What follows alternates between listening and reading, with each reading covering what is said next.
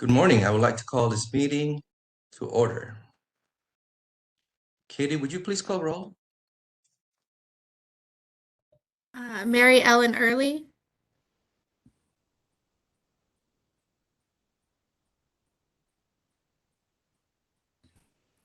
Mary Ellen Early.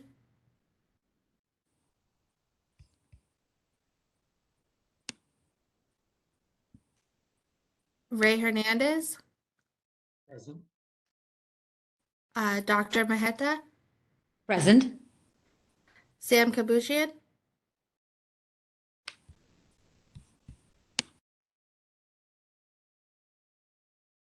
Sam Kabushian.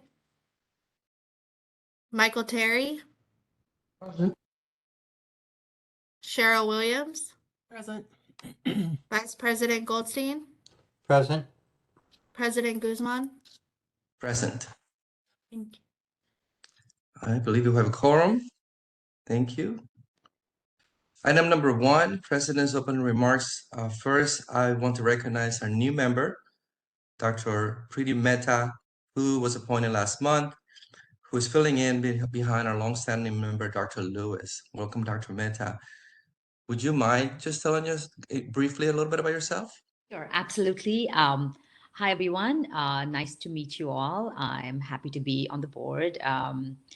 My name is Dr. Mehta, Preeti Mehta. I trained at Tufts Newton Wellesley. I worked at Mass General for 2 years before moving to Scripps in San Diego. I am the treasurer of the San Diego County Medical Society, to be president in 3 years, and I was invited to be on this board by the Medical Society and CMA, and so I am happy to be here. Thank you so much.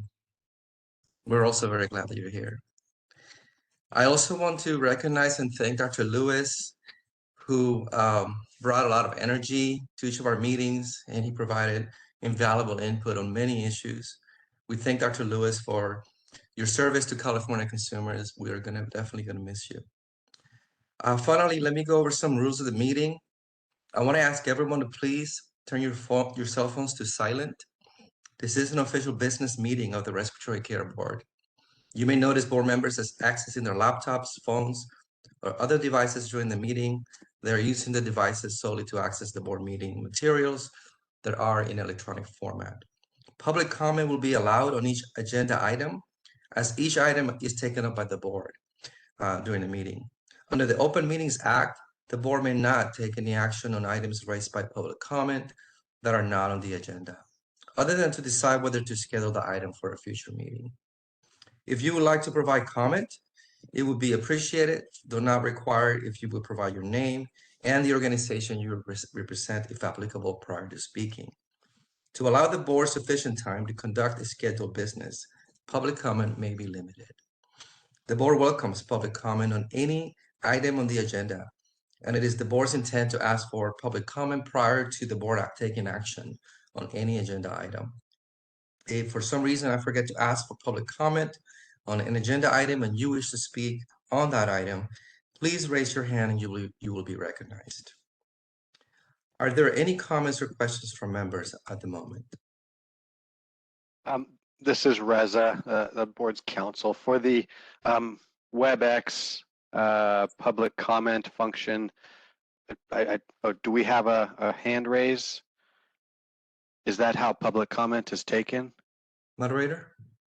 This is the moderator. How we'll be taking public comment is both by raised hands, and I'll be opening what's called a Q&A box. So if members of the public would like to type in there that they would like to make a comment, and we'll have this slide on screen each time we open for public comment with the instructions. Excellent. Okay. Just as long as you're going to be going over that at that time. Thank you very much. Sorry. Moderator, do we have any public comments at this time? All right, and this is the moderator. At the direction of the board, I have opened up the Q&A feature for public comment. Members of the public, if you would like to make a comment on this item, please click the Q&A icon located at the bottom right-hand corner of your WebEx screen or use the raise hand function. And audio-only participants can raise their hand by pressing *3 on their device. I'll pause a moment to allow the public time to access these features and submit their requests.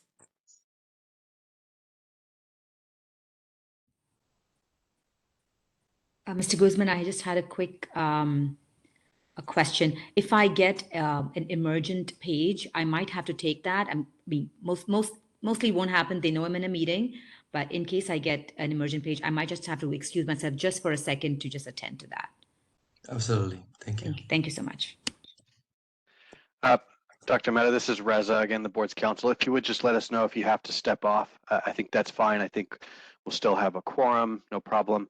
But just for the record, in case you're gone for, a particular discussion. Absolutely, I will. Thank you. Appreciate it. Thank you. All right, and this is the moderator. It appears there are no requests for public comment at this time. Would you like me to close that Q&A panel? Yes, please. All right, and then it does look like we have board member Kubushian on, if we need that for the record. Okay. Thank you. Thank you. Excuse me, this is board member Cheryl Williams. I may have the same situation where I have to step off. My husband is being transported back home, so I may have to open the door for him. So I will let you know if I have to step away. Okay. Thank you. Uh-huh. Thank you, Cheryl. If there are any other comments from the board members, we will then move on to agenda item number 2, October 28, 2022 meeting minutes approval. Attached to our agendas are the minutes from our October 28, 2022 meeting. Are there any additions or corrections from the members?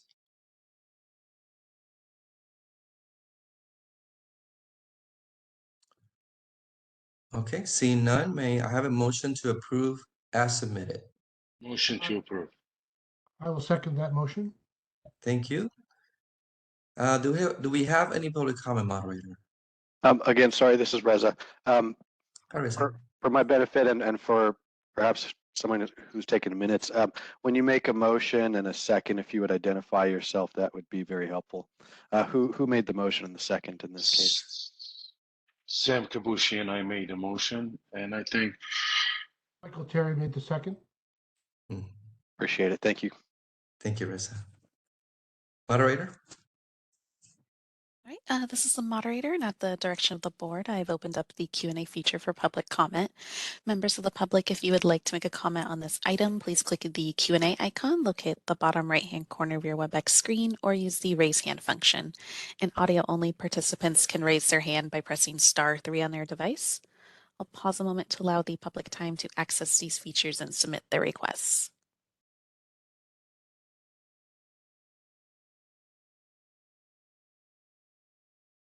All right, and seeing none, would you like me to close that Q&A panel? Yes, please. Thank you. Katie, would you please perform the roll call vote?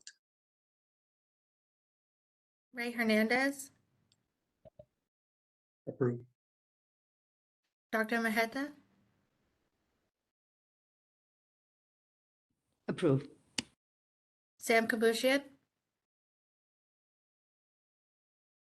approve. Michael Terry, Approve. Cheryl Williams, Approve. Vice President Goldstein, Approve. President Guzman. Approved. Thank you, Katie.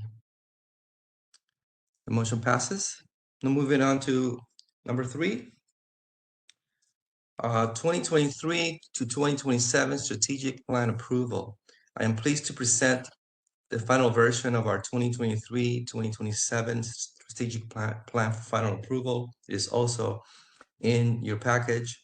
This document will be our guide over the next 4 years to meet our mission, which is to protect and serve consumers by licensing qualified respiratory care practitioners, enforcing the provisions of the Respiratory Care Practice Act, expanding the availability of respiratory care services, increasing public awareness of the profession, and supporting the development and education of respiratory care practitioners, which is the board's highest priority is protection of the public. The board will continue to strive to attain meaningful improvements in our programs and the respiratory care profession in line with this priority. Can we get a motion on this item? Or final approval? Ray Hernandez, motion to approve the strategic plan 2023 to 20. Thank you, Ray. Second that, Sam. Second. Thank you, Sam. Moderator, do we have any public comments on this item? This is the moderator, and at the direction of the board, I've opened up the Q&A feature for public comment. Members of the public, if you would like to make a comment on this item, please click the Q&A icon located at the bottom right-hand corner of your WebEx screen or use the raise hand function. And audio-only participants can raise their hand by pressing *3 on their device. I'll pause a moment to allow the public time to access these features and submit their requests.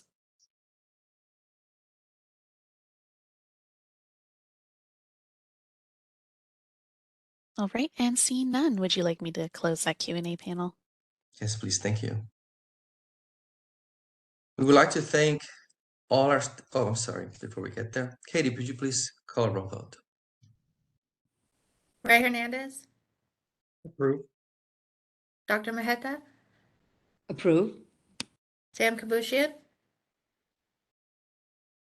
Approve. Michael Terry, Approve. Cheryl Williams, Approve. Vice President Goldstein, Approve. President Guzman. Approve. Thank you, Katie. Motion passes. We would like to thank all of our stakeholders who participated in the planning process and the department's Solid Planning Solutions unit for facilitating this process and pulling it together in what you see here. Excellent work. Moving on to then item number 4, Professional Qualifications Committee update. I'm now going to turn it over to our Professional Qualifications Committee chairs, Ray Hernandez and Michael Terry, for their update regarding their work on exploring their incorporation of a baccalaureate degree requirement into the Respiratory Care Practice Act. Before we begin, I just want to continue to thank Mike, Ray, and Michael for the hard work that you're putting into this project. I'll turn it over to you. Thank you, President Guzman, appreciate it. And so just to give context of where we've been and where we're going on this, the Professional Qualifications Committee is co-chaired by myself and my colleague, Michael Terry. And we've been working for the past almost 2 years in the strategic goal that President Guzman reiterated of incorporating a baccalaureate degree to the licensure qualifications. And so we started our exploration via 3 board sessions where we had working sessions to present information on where the profession has been, current conversations across the nation in terms of the profession and its progression, and then where we might need to go. And so after presenting those working sessions with the board, the recommendation was made and supported as a next step now to continue the work via focus groups with discipline experts in certain areas. So our committee, subcommittee has been working on that. One piece I want to make note is with the strategic plan that had been in effect, and now with the new strategic plan, we had discussions when we were providing feedback to that strategic plan, the board. And so the new strategic plan is located, at least the element that we're continuing to move forward with, is goal number 2, licensing. And that is in licensing, and now it's at 2.3, which says evaluate current respiratory care educational requirements and revise as necessary to support practice standards and patient safety. So in terms of the work that we have done in our study sessions, you know, we don't know what that minimal educational threshold is going to be. And so the new strategic plan allows for more variability in that as we're moving forward. So with that said, the subcommittee has been working. We have identified 4 expert focus groups, and those expert focus groups across the state represent these categorical areas. Advanced care specialty practice, employers, educators, and regulatory professional organizations. So the subcommittee has looked at across the state representation in all of these areas and have gotten feedback from the board at our last meeting. And so now we have identified those individuals in those areas, and we are now ready to launch those focus groups. And so those are now set to take place the last 2 weeks of March. The focus groups will be conducted about 1.5 hours each length. Each focus group has approximately anywhere from 4 to 6 people in those focus groups, and they represent a wide range of voices. When we're looking at the specialty areas, acute care, we may be splitting that group into 2 smaller groups and have that representation. For employers, we're looking at small community hospital employers, outpatient employers in respiratory care, and of course, large organizations across the state. And then for educators, we are looking at those who already may have baccalaureate degrees instituted at their educational institutions, but also those that do not, so that we can get the perspective from all aspects. And then, of course, regulatory and professional organizations. We have a wide representation of stakeholders in those groups. So we've contacted those groups, have already set up, and we're looking forward to meeting with them. At this point, I'll pause. So Michael Terry can talk just a little bit about the focus groups and how we are going to be moving those forward. Michael? Hello, we've got the focus groups pre-scheduled. So we've contacted each of them and placed a marker on their schedule for when we're going to be having each focus group. We will be sending them a packet which describes, the goals of the Respiratory Care Board and how the committee's charge is going to be enacted or what we're going to try to accomplish. And then we're also going to have a series of questions, open-ended questions about what their opinions are of how to structure a baccalaureate degree into the Respiratory Care Practice Act. Thanks, Michael. And so we'll be finishing those at the end of March, and then we'll take April and May to compile the information in our subcommittee, and then present a report to the board at the next meeting in June. So that's kind of our next step. We may or may not have recommendations at that point. So, that is, of course, to stay tuned on that piece. President Guzman, I'll turn it back to you. Very well, thank you, Ray. Any members, do the members have any questions?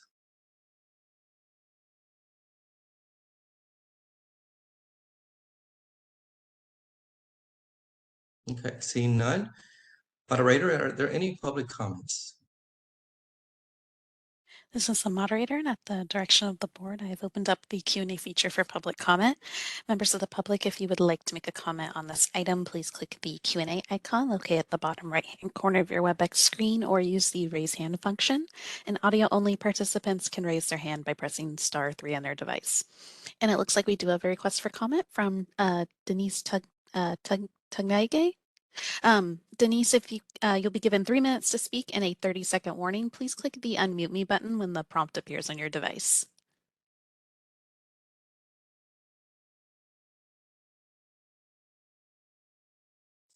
Today, speaking on behalf of SEIU United Healthcare Workers. We represent 110,000 allied healthcare workers, including respiratory therapists across California, and wanted to speak to this agenda item in particular because SEIU United Healthcare Workers has been very active on this issue. We are in favor of having, career advancement for respiratory therapists. We believe strongly in having education for respiratory therapists, which is why we have a number of educational opportunities, such as joint employment education funds, different opportunities for tuition reimbursement. However, we do not believe that that the bachelor's degree is a fundamental for entry to practice, and have communicated as such at various steps. That said, SEIU UHW has been requesting to be included in these various conversations. And so, we come before you, to have our voice included as well. And hopefully we have a number of our respiratory therapists on the line as well, although because there were no meeting materials included with the meeting today, we could only speak to what was included in the agenda. So thank you. If I could just say quickly, a bachelor's degree entry level is one of many scenarios that we are considering. It's not the only scenario. So I want to make sure that that's clear. And I think, I don't know if we have any of their representatives already in our focus group, but there is room in some of our focus groups if we need to add additional input. Right, this is the moderator. We have another request for public comment from Bridget Lemaire. And Bridget, you'll be given 3 minutes to speak in a 30-second warning. Please click the unmute me button when the prompt appears on your device.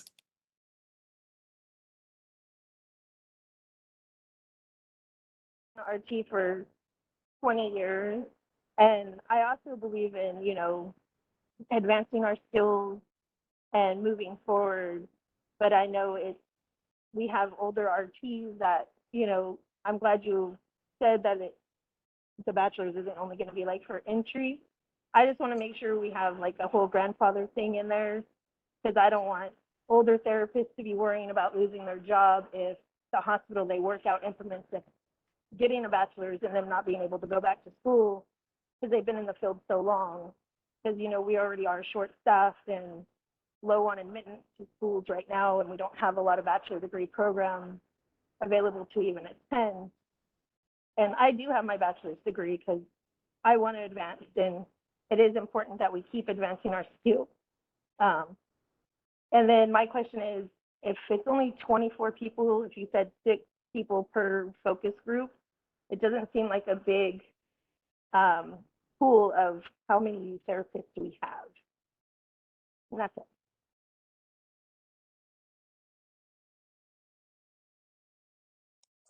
Thank you, Bridget, for your comments. Any other comments, moderator? This is the moderator. Appears there are no further requests for public comment. Would you like me to close that Q&A panel? Yes, please. And President Guzman, there was one other report I was asked to give just on the updates to the baccalaureate degrees of the community colleges. Go ahead, Ray. And so the other piece, just to give an update to in terms of educational opportunities in California.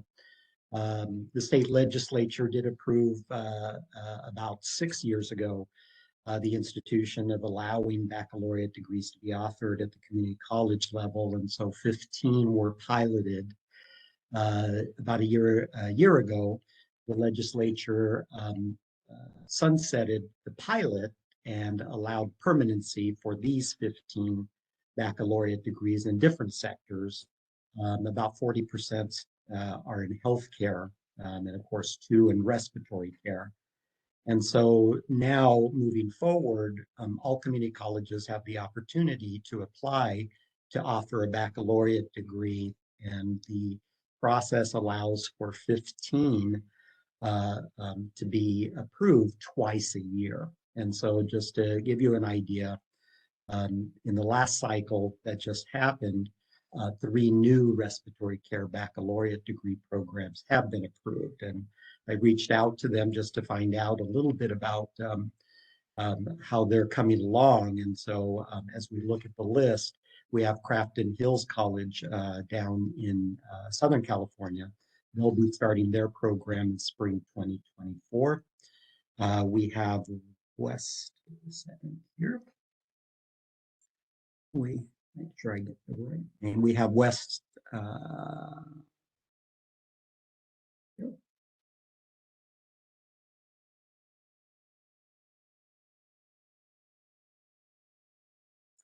El Camino Hospital, which is in El Camino College, which is in the Los Angeles area. They're slated to start this fall 2023. And then Foothill College, which is in the Bay Area Peninsula. And I haven't heard when they are going to start, but they'll also be starting their respiratory care program. So that makes a total of 5 throughout the state, particularly for respiratory care. There are approximately 21 baccalaureate degrees offerings approved throughout the state of California. And just to say, it's heavy on respiratory care, which is a great thing. So the capacity is building here in this state. Thank you, President Lewis. Ray, on my end, you froze for a minute. Would you mind repeating those 5 programs? So already Modesto Junior College, Skyline College were approved with the pilots, and then 3 new programs just came about. We're looking at Crafton Hills, which is in Southern California, El Camino, which is in the Los Angeles area, and then Foothill, which is in the Bay Area Peninsula area. Excellent, thank you. Any questions from the members on this additional information?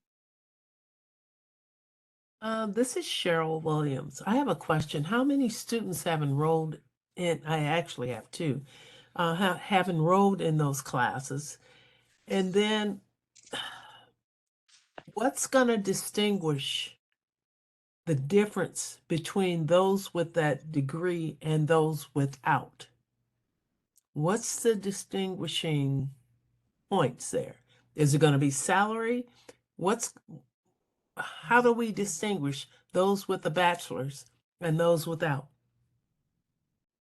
Well, Cheryl, it's a little, I would say it's a little more complex, because when you have entry into practice programs, California traditionally has had an associate degree as the entry into practice. But however, when you look across the nation, there are many programs that are at a bachelor's level that provides for entry into practice. So when we're looking at those opportunities, we can get that entry into practice level so that people can get licensed in their state and move forward.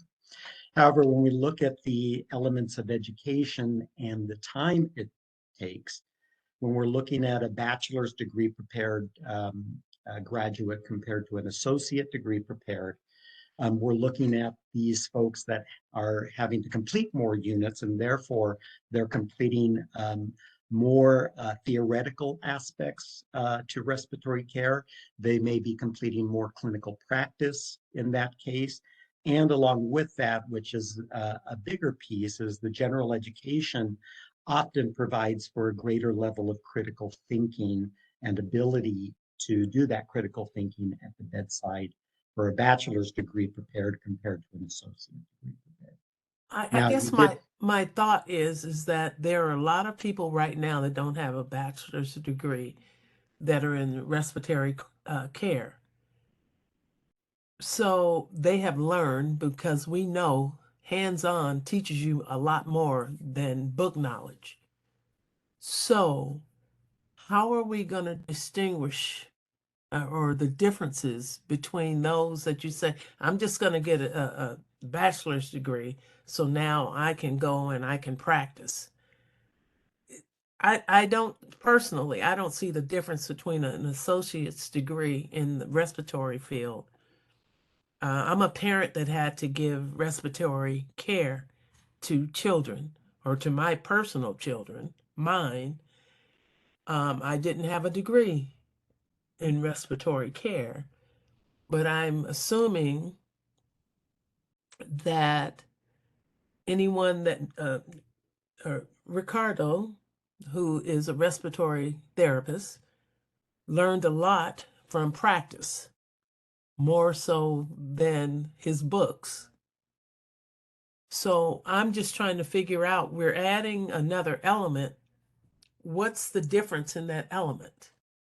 Yeah, Cheryl. So as we have had our board set study sessions, one of the things that came out is the complexity and the high level of acuity that has changed over the years in terms of entry into practice. And so that is one element and why we're doing the focus groups, to really get an idea of whether or not that educational level needs to change in order to meet competency and patient safety. So with those focus groups, stay tuned. We are going to be asking questions around that and bringing that back. I think we can also state that the California workforce study did demonstrate a hiring preference for people that are prepared with bachelor's degree. And as Ray said, across the country, many of the states are also looking at the idea of going to a bachelor's as an entry level. So to keep our license as a reciprocal license to other states, we need to consider this as well for the future, not for the current workforce, but for the future workforce. Thank you. Any other questions from the members? Yeah, I just wanted to piggyback on Cheryl's comment. So if a person with a bachelor's degree, goes through the training process to become a respiratory care practitioner, can they now perform more complex procedures? Because the respiratory care training would be the same, right? Now with the bachelor's degree, are we expecting them to handle more stuff, or is it more for academic and administrative advancement? I'm just curious. This is again my first meeting, so I would love to know a little more about the scope of that. Yeah, Dr. Mehta and certainly Cheryl, these are valid questions that we've been exploring. And so, when you look at the complexity of where the profession had been and where it is now, employers are requiring that new graduates are able to come in and function with less training when they come in. And what we found, at least anecdotally, and we're going to explore with the employers now, is how much extra training is needed for an associate degree graduate when they come in. And so just to say that complexity and that critical thinking has changed in terms of what is required for the practitioner of today and tomorrow, even when we're looking at that piece. So, one of the things that you can do, at least to get yourself up to date, is this board study sessions that we had. We can make sure that we forward you all of those materials just so you can see that progression. And then good news is you're here now. We'll get that focus group information, which will, be really valuable in terms of discussions and making next recommendations. I just wanted to add as well that I think it's important to just state that I'm a director of a program, and so I'm aware that my students, by the time they finish our program, and you take into account the amount of time that they took to get their prereqs done, they're really in a 3-year process. And so the baccalaureate, in many of the baccalaureate programs, a lot of our graduates that go on to pursue that often can complete their baccalaureates in close to a year or 18 months. So we're not looking at something that is going to be tremendously cumbersome to the future RTs, even though it may look that way. Any other comments or questions?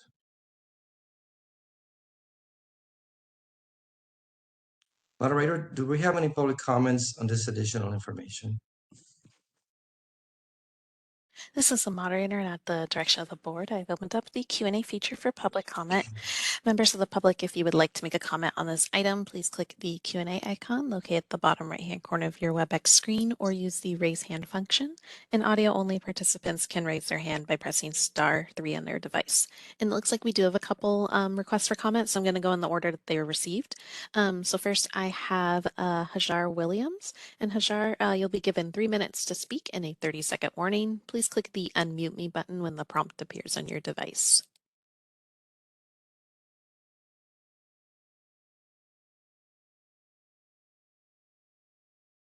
My name is Haja Williams. I have been practicing respiratory therapy for almost 18 years now. I originally received my bachelor in cardiorespiratory care sciences from Tennessee State University, where I originally went to school. I understand what the board is trying to do. My only concern is what is going to be done with the current workforce who does not have a bachelor's degree, and what is the plan for that as far as grandfathering people in. The other concern would be the amount of colleges that are available to do, actually obtain it. I know you guys are saying now you have 5, but when you think about it, our workforce is already stretched thin, especially for respiratory therapists. So to now start requiring something that the ability to even go to school for is going to be even more scarce, I think that poses a huge problem. I've looked at the list, excuse me, 2 of the colleges are in the Bay Area. That's basically for all of Northern California then. So 2 programs available to go and get a bachelor's degree that will require you to be able to enter into the field, that seems a little lopsided to me. So what would be the plan as far as rolling that out, as far as when all of these colleges will be up and running? Is there a plan to have, like, by a certain year, this amount of programs offered? Would it be a slow rollout on the requirements? And then, like I said, the biggest thing for me would be those who are already in the workforce. What would that grandfathering in look like? If I could address that, please. This is Michael Terry. I'd like to say that, once again, I would like to reiterate that we have not come to the conclusion that a bachelor's degree is a requirement for entry to practice. That is what we're studying. There are other models for incorporating a bachelor's degree into the practice of respiratory care that we're also studying. So it's not a fait accompli that that's going to happen. Second, anything that we're going to do will have proper planning so that we don't endanger the California workforce.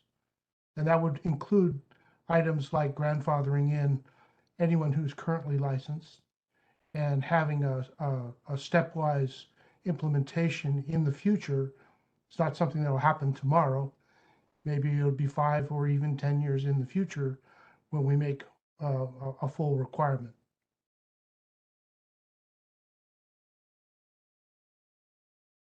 Thank you both. Moderator, you said there was someone else? Yes, this is the moderator. Our next individual is Gisela Thomas. And Gisela, you'll be given 3 minutes to speak and a 30-second warning. Please click the unmute me button when the prompt appears on your device.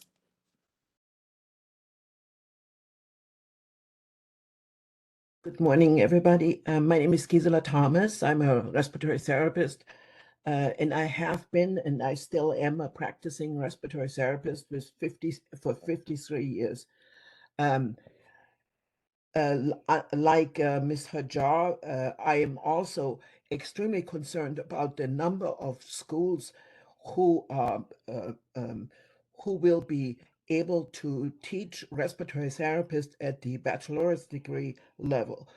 5 schools, 8 schools, 10 schools are not enough to keep our current workforce active. We already short-staffed. I presume that most of you on the panel have not worked in the field in a while, so you may not be aware of the issues we have had over the past, particularly the past 3 years as respiratory therapists, which were devastating to the field, devastating to the health, to the respiratory therapists who had to endure the issues around, particularly around COVID. And just to come with three schools who are being implemented for respiratory therapists at the bachelor's degree, and then look at a BS degree in the future. It's from my perspective, I'm appalled for you to even come with those few numbers and feel proud about it, to have those few numbers of schools. If you want to have advanced education for respiratory therapists, and I'm all for it, I have a number of advanced degrees. There needs to be an implementation of a hell of a lot more schools than just 3 or 5. I mean, that is absolutely ridiculous. We all know that respiratory therapists are very much needed, and we saw that during the pandemic. So I hope the board will consider and make many more schools available throughout the state, not just implemented 3 more schools one in the south, in the middle, and the up and north. This is appalling to me as a respiratory therapist. Thank you.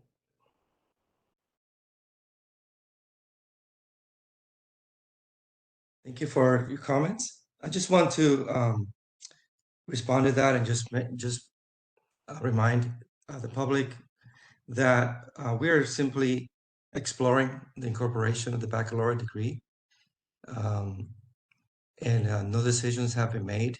We're simply exploring, and we appreciate your input. Any other comments? This is Reza, Board Counsel. Could I just ask a question? A couple of comments have brought up the discussion of the number of schools that were mentioned earlier, and on that statistic, I was just seeking clarification. Was that, and again, because I'm fairly new to this board as well,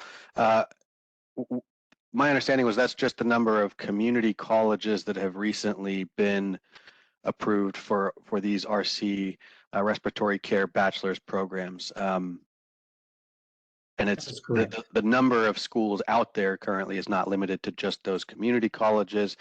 And I presume, of course, as has been discussed, that this is a long-term issue. The implementation would, of course, be over a long time, giving schools the opportunity to adjust and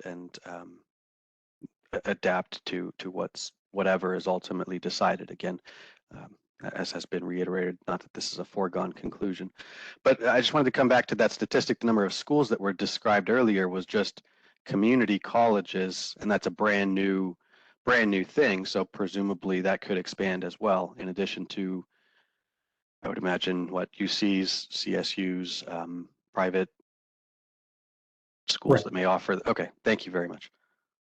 Yeah, Ressa. And also, I just want to point out, since you're asking, Michael, Ray, correct Michael, correct me if I'm wrong, but all of these programs will be online, correct? Well, for the degree advancement, yeah. So again, I think we're putting the cart before the horse. We're in the exploration phase, and there are many different questions that people raise that certainly will be included in the focus groups, and then of course in the considerations moving forward. So we appreciate the comments and also understand that we're taking these comments as we move forward. So the feedback is much appreciated. Also, I'd like to, this is Stephanie, I would like to just comment. I heard some concern or fear from some of the people, and I just want to reassure them that anyone who's currently practicing respiratory care, will always be grandfathered in. Nobody will be out of a job. That's just not how the legislature works, and nothing would pass even remotely if we tried to upgrade everyone's education. So I just want to put your concerns at ease that is not the plan. And we don't even have a plan, we're just looking. But even if it was, that would not be part of the plan. Correct. And Stephanie, I just want to add to that, and since you brought this up, um, this is my 40th year in respiratory therapy, and so I remember when I started, there was no licensure, and the licensure then was instituted, and I was grandfathered into that.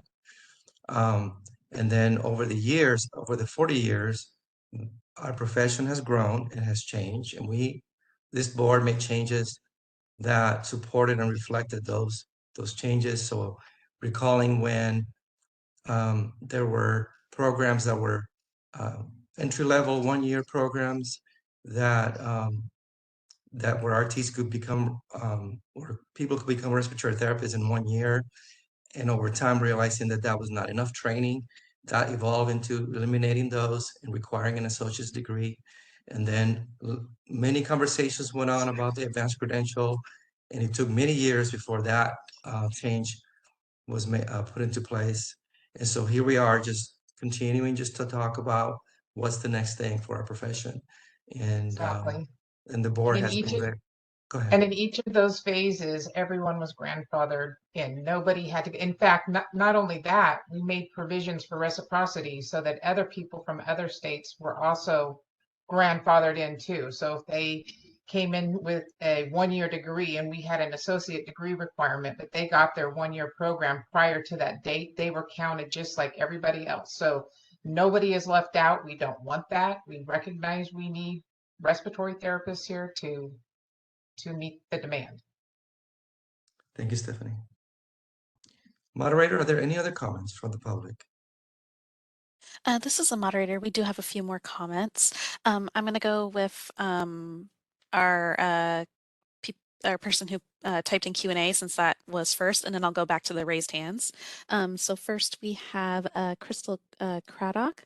And Crystal, you'll be given 3 minutes to speak and a 30-second warning. Please click the unmute me button when the prompt appears on your device. Wanted to speak similar to what President Guzman was saying regarding the field and where we've come. I want to talk about, I've only been in RT for 15 years, but it has grown so much since I began my career. We can talk about the RRT minimum licensure that was passed in 2015. But moving forward, we're seeing value efficiency coming out. Rob Chatburn and colleagues wrote a great paper in Respiratory Care Journal about where the field is going. And when I started as an RT, we were being paid per procedure. And now we're not being paid that way anymore. Hospitals are being reimbursed based off of value and outcomes. And so we need to grow with this as a profession. We have RTs making complex case care plans for patients, seeing them in the outpatient arena and providing them with advanced therapies such as biologics for severe asthma patients. And so if we're going to be able to practice more independently at the top of our scope and doing more complex care and care management, then we really should be looking into the bachelor's degree becoming a minimum. And thank you, Stephanie and President Guzman, for speaking about the grandfather and all of those steps along the way that we have seen.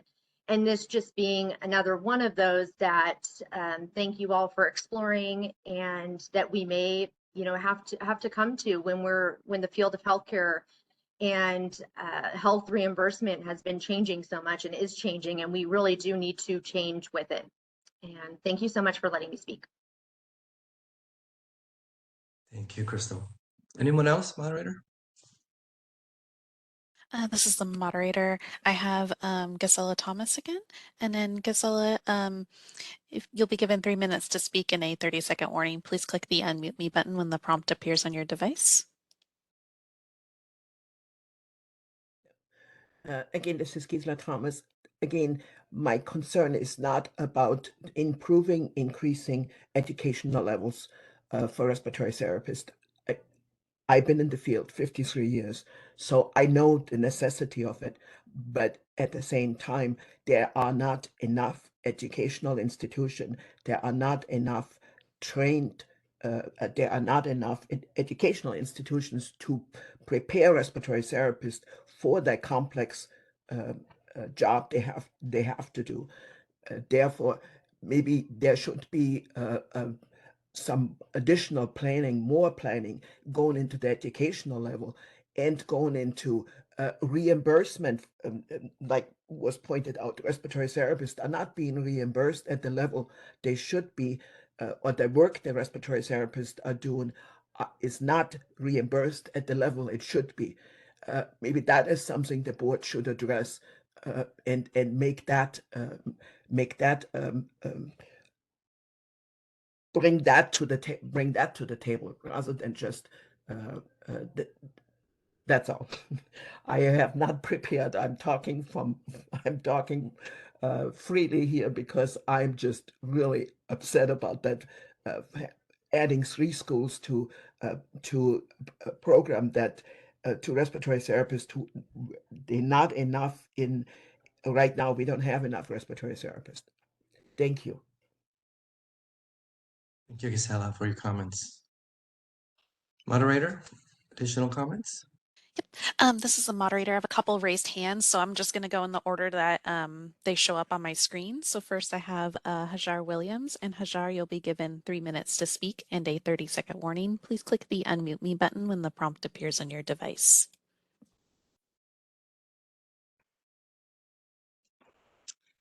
Hi, hi again.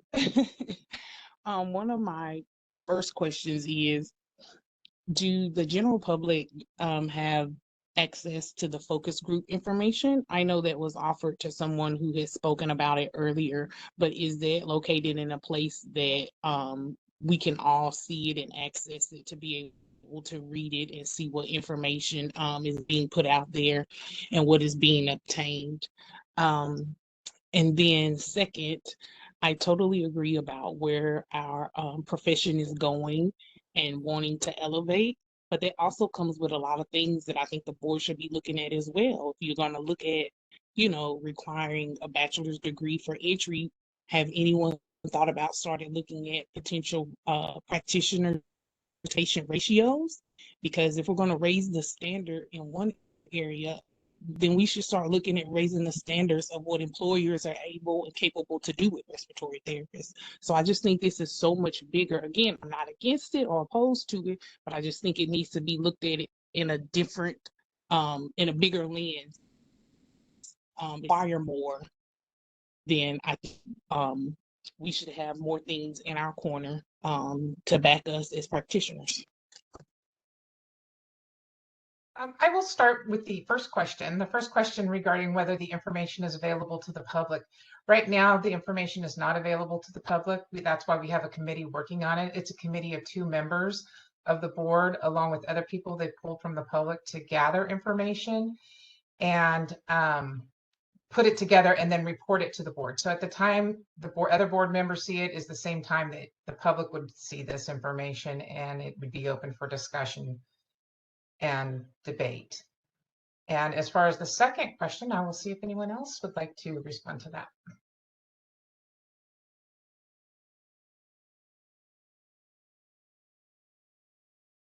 Did you want to respond to that, Ray? The second part of the question was, you answered the first part, Stephanie. Second part of the question was asking about the broader issues, I think.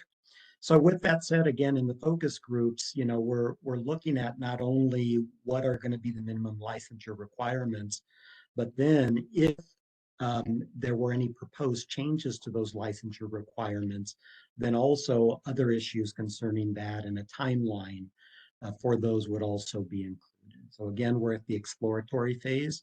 We'll come back at our next meeting with what the focus group responses were and the threads of discussion were. So stay tuned on that. But I also would like to add that this is what I've heard from a couple of people, is that patient therapist ratios as well as reimbursement.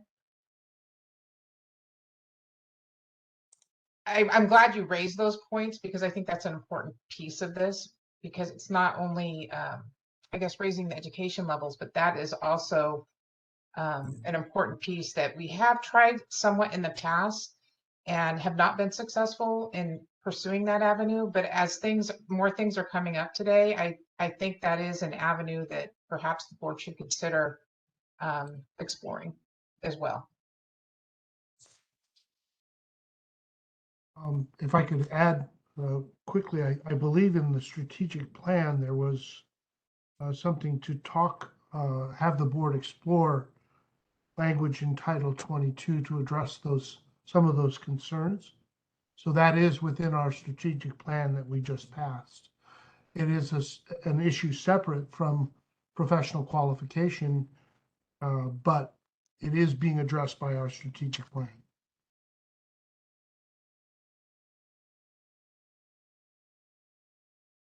Thank you, Mike. Michael. Additional comments, moderator? Right, this is the moderator, and it does look like we still have 4 people who have requested comment. So next on my list is Jason Villaver. And Jason, you'll be given 3 minutes to speak and a 30-second warning. Please click the unmute me button when the prompt appears on your device.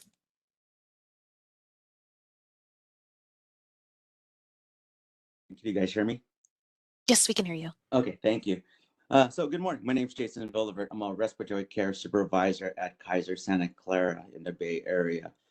I have to admit, I don't have a bachelor's degree, but I have been practicing for the past 22 years. And since then, I've been very active in my field. I've been, teaching, classes to fellow respiratory therapists, respiratory students, nurses, helping teach with nurses and physicians and so forth. So I've been very active in my field. I'm glad to hear that, there's going to be some kind of grandfather clause, in terms of having a bachelor's required, for the profession. My question was, going back to Cheryl Williams, Miss Cheryl Williams, I do agree with you in terms of the difference between associates and the bachelor's. There's no difference in between what we do. Other than, currently right now as a bachelor's, and if they, they wanted to go, further into the profession, advanced care practitioners, management and so forth. Yes, I do agree. You do need higher, education level. But in terms of the profession, everything in the facility level is done on the evidence-based practice, and that's what I focus on. Having an associate is evidence-based practice. So that's where I build my knowledge. That's where I build my hands-on training, and that's where I build everything of what I've been doing for the past 22 years. And that's what I teach everyone else. I've also had in the past 2 years respiratory students seeking their bachelor's, and I've been assisting them and mentoring them as well. Seeking evidence-based practice. So I'm far aware, that higher education is important, bachelor's is important, and so forth. But at the facility level, we all do the same thing. There's no difference between associates and bachelor's. I am also, wanted to echo Denise from SEIU in terms of, the focus groups and also strategic plans, and so forth. Being involved. I would want to be, involved in those focus groups and strategic plans. Even though I'm not a member of the council. That's something that's, I'm also, respiratory is dear to my heart in terms of, seeing the profession grow. I want to, be involved and make sure, our, profession goes out professionally and we become a professional, nationwide. 30 seconds. Thank you. So I think, there's a lot of involvement that we want to be part of. But I'm not discouraging others from getting a bachelor's. I also agree having a bachelor's, but I think there's a time and place of when that would be needed, in terms of our profession. Thank you. Thank you, Jason, for your comments. Moderator?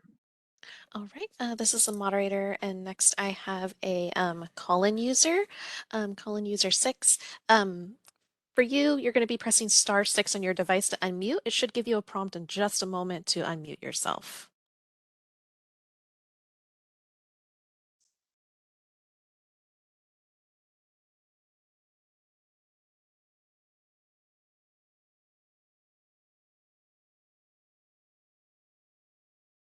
All right, and you are unmuted.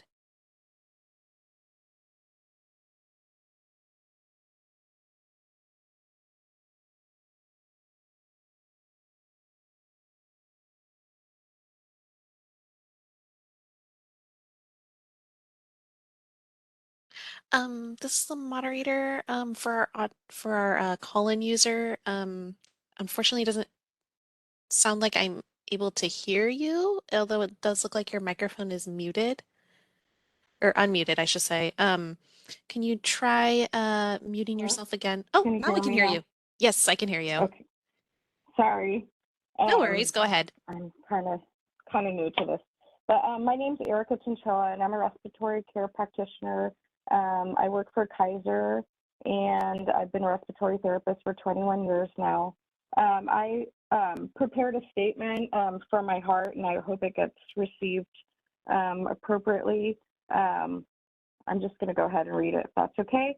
At my facility, prior to the pandemic, we were already working a short-staffed and unusual flu season in the winter of 2019.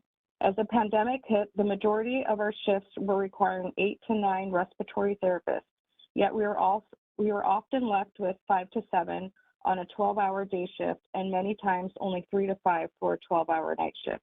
I personally was clocking in for 60 to 70-hour work weeks to help my colleagues, even after contracting COVID myself.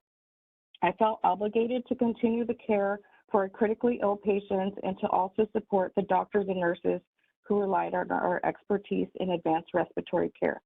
To this day, as we face the worst flu, RSV, COVID season, we continue to endure long work shifts and work weeks as we still remain short-staffed. As you may or may not know, we are a difficult to fill specialty. So if a bachelor's degree is passed and required to continue our practices, the consequences will be felt by our patients. They will not have enough experienced respiratory therapists to coach them through meditative and life-saving breathing techniques. They will not have enough experienced respiratory therapists to educate them on the care we provide them and the care they will need to continue at home. They will not have enough experienced respiratory therapists to reach their bedside during emergent calls, including cardiac and respiratory rest. They will not have enough experienced respiratory therapists to manage their ventilators and other life-sustaining machines. The list goes on and on. As a respiratory care practitioner of 21 years, not having enough experienced respiratory therapists for our patients makes me extremely anxious and worried about the future of my profession. New respiratory care practitioners may reach the level of earning a bachelor's degree, but they have not yet reached and possibly never endured the same experience as many of us seasoned therapists who have worked many years prior to the pandemic. It makes me anxious to know that their training was solely driven in a state where we were all forced to be multitask oriented. The focus was reactive and not proactive. It makes me anxious that it will 30 push the seconds. culture of respiratory care in a direction where we no longer have the time to coach and educate our patients, to be able to provide them with the compassionate care they deserve, and to lose the responsibility to be their healthcare advocates, solely because we lose hundreds of thousands of respiratory care practitioners due to the lack of a piece of paper with 2 letters attached to the end of our credentials. This was obviously written before I found out that you guys were going to, implement something in regards to grandfathering in. Me personally, I did apply to 2 colleges last year to try to get into a bachelor's program and never heard not one thing back. So it does worry me. I'm going to just add this, that there's not enough schools, and I'm just going to end that there. Thank you. Thank you, Erica, for your comments. All right, this is the moderator. Our next individual requesting public comment is Ivory. And Ivory, you'll be given 3 minutes to speak and a 30-second warning. Please click the unmute me button when the prompt appears on your device.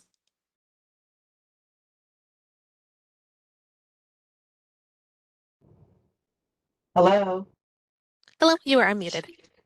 Okay, you can hear me. I just wanted to make sure. Yep. Okay, so my name is Ivory. I'm a respiratory therapist. I work for Kaiser. I've been working for Kaiser for 20 years.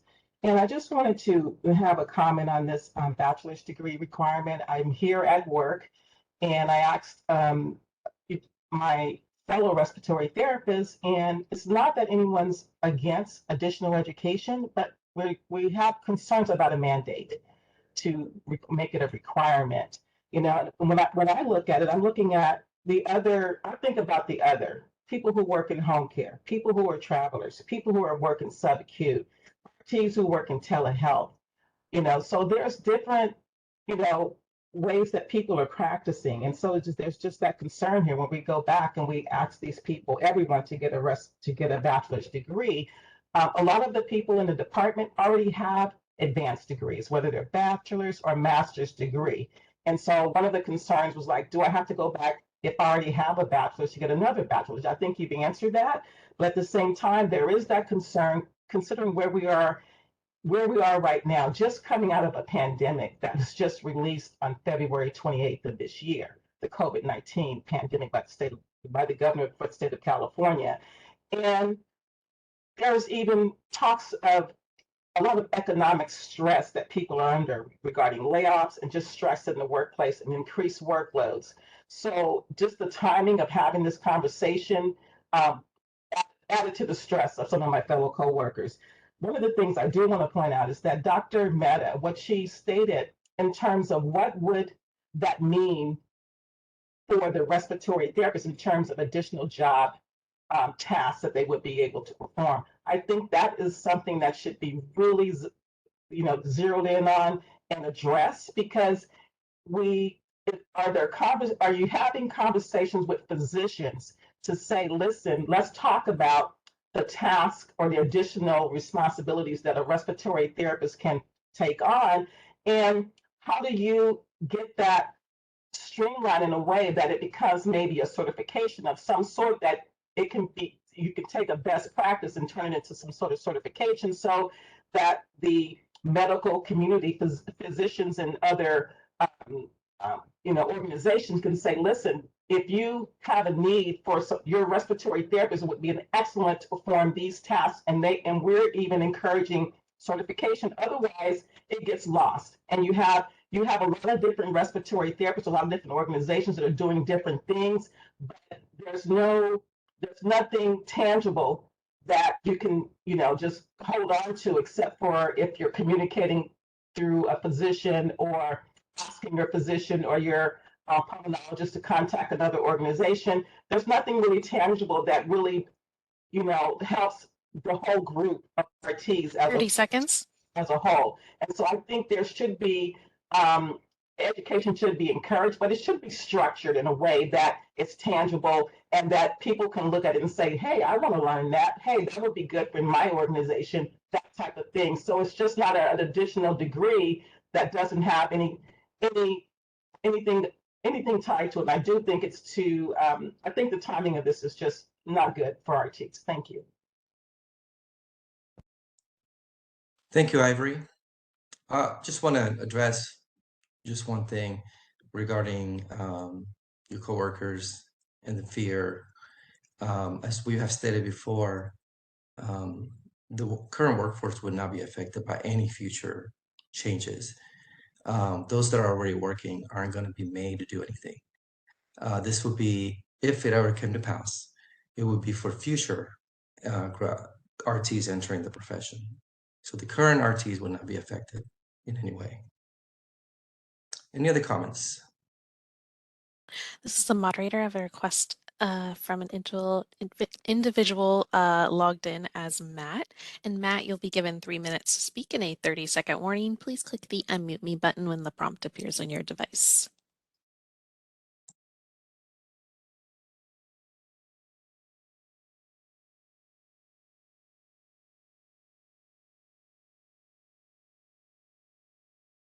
This is Matt Hamrick. I work at Kaiser. I've worked over there for 20 years. I had a question. If the bachelor's degree is required in the future, how does the board plan to protect patient care? For example, it would change job description. A person with the bachelor's would be allowed to work in an ICU unit, and the rest would be considered like a technician or a respiratory therapist assistant and do floor care only, and probably at a lower pay. I've seen this in other fields where they created, for example, physical therapist and a physical therapist assistant.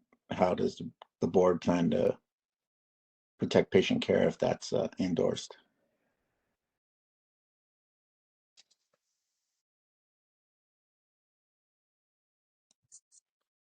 Ray, you're muted. Go ahead. Again, I'll just reiterate that we're in the exploratory phase. So again, in terms of our strategic plan, we are exploring any possibilities. So we're on the focus group piece. That is our next step when we'll be bringing that information back. And in terms of just all the comments, we do appreciate the comments and do take them as we move forward on this work and this exploration to the next steps. Thank you. And I'd like to add, we're looking at a range of possibilities. And on one range might be to have an entry-level requirement. On another range, it might be certain practices within the respiratory care profession would be limited to people who have a bachelor's degree. So that might be something the focus group says, well, is that workable or is it not? That's why we're going to the focus groups to ask a number of different models of how we could incorporate a bachelor's degree. So it's, as I said before, it hasn't been decided. Nothing has been decided at this point. We're exploring.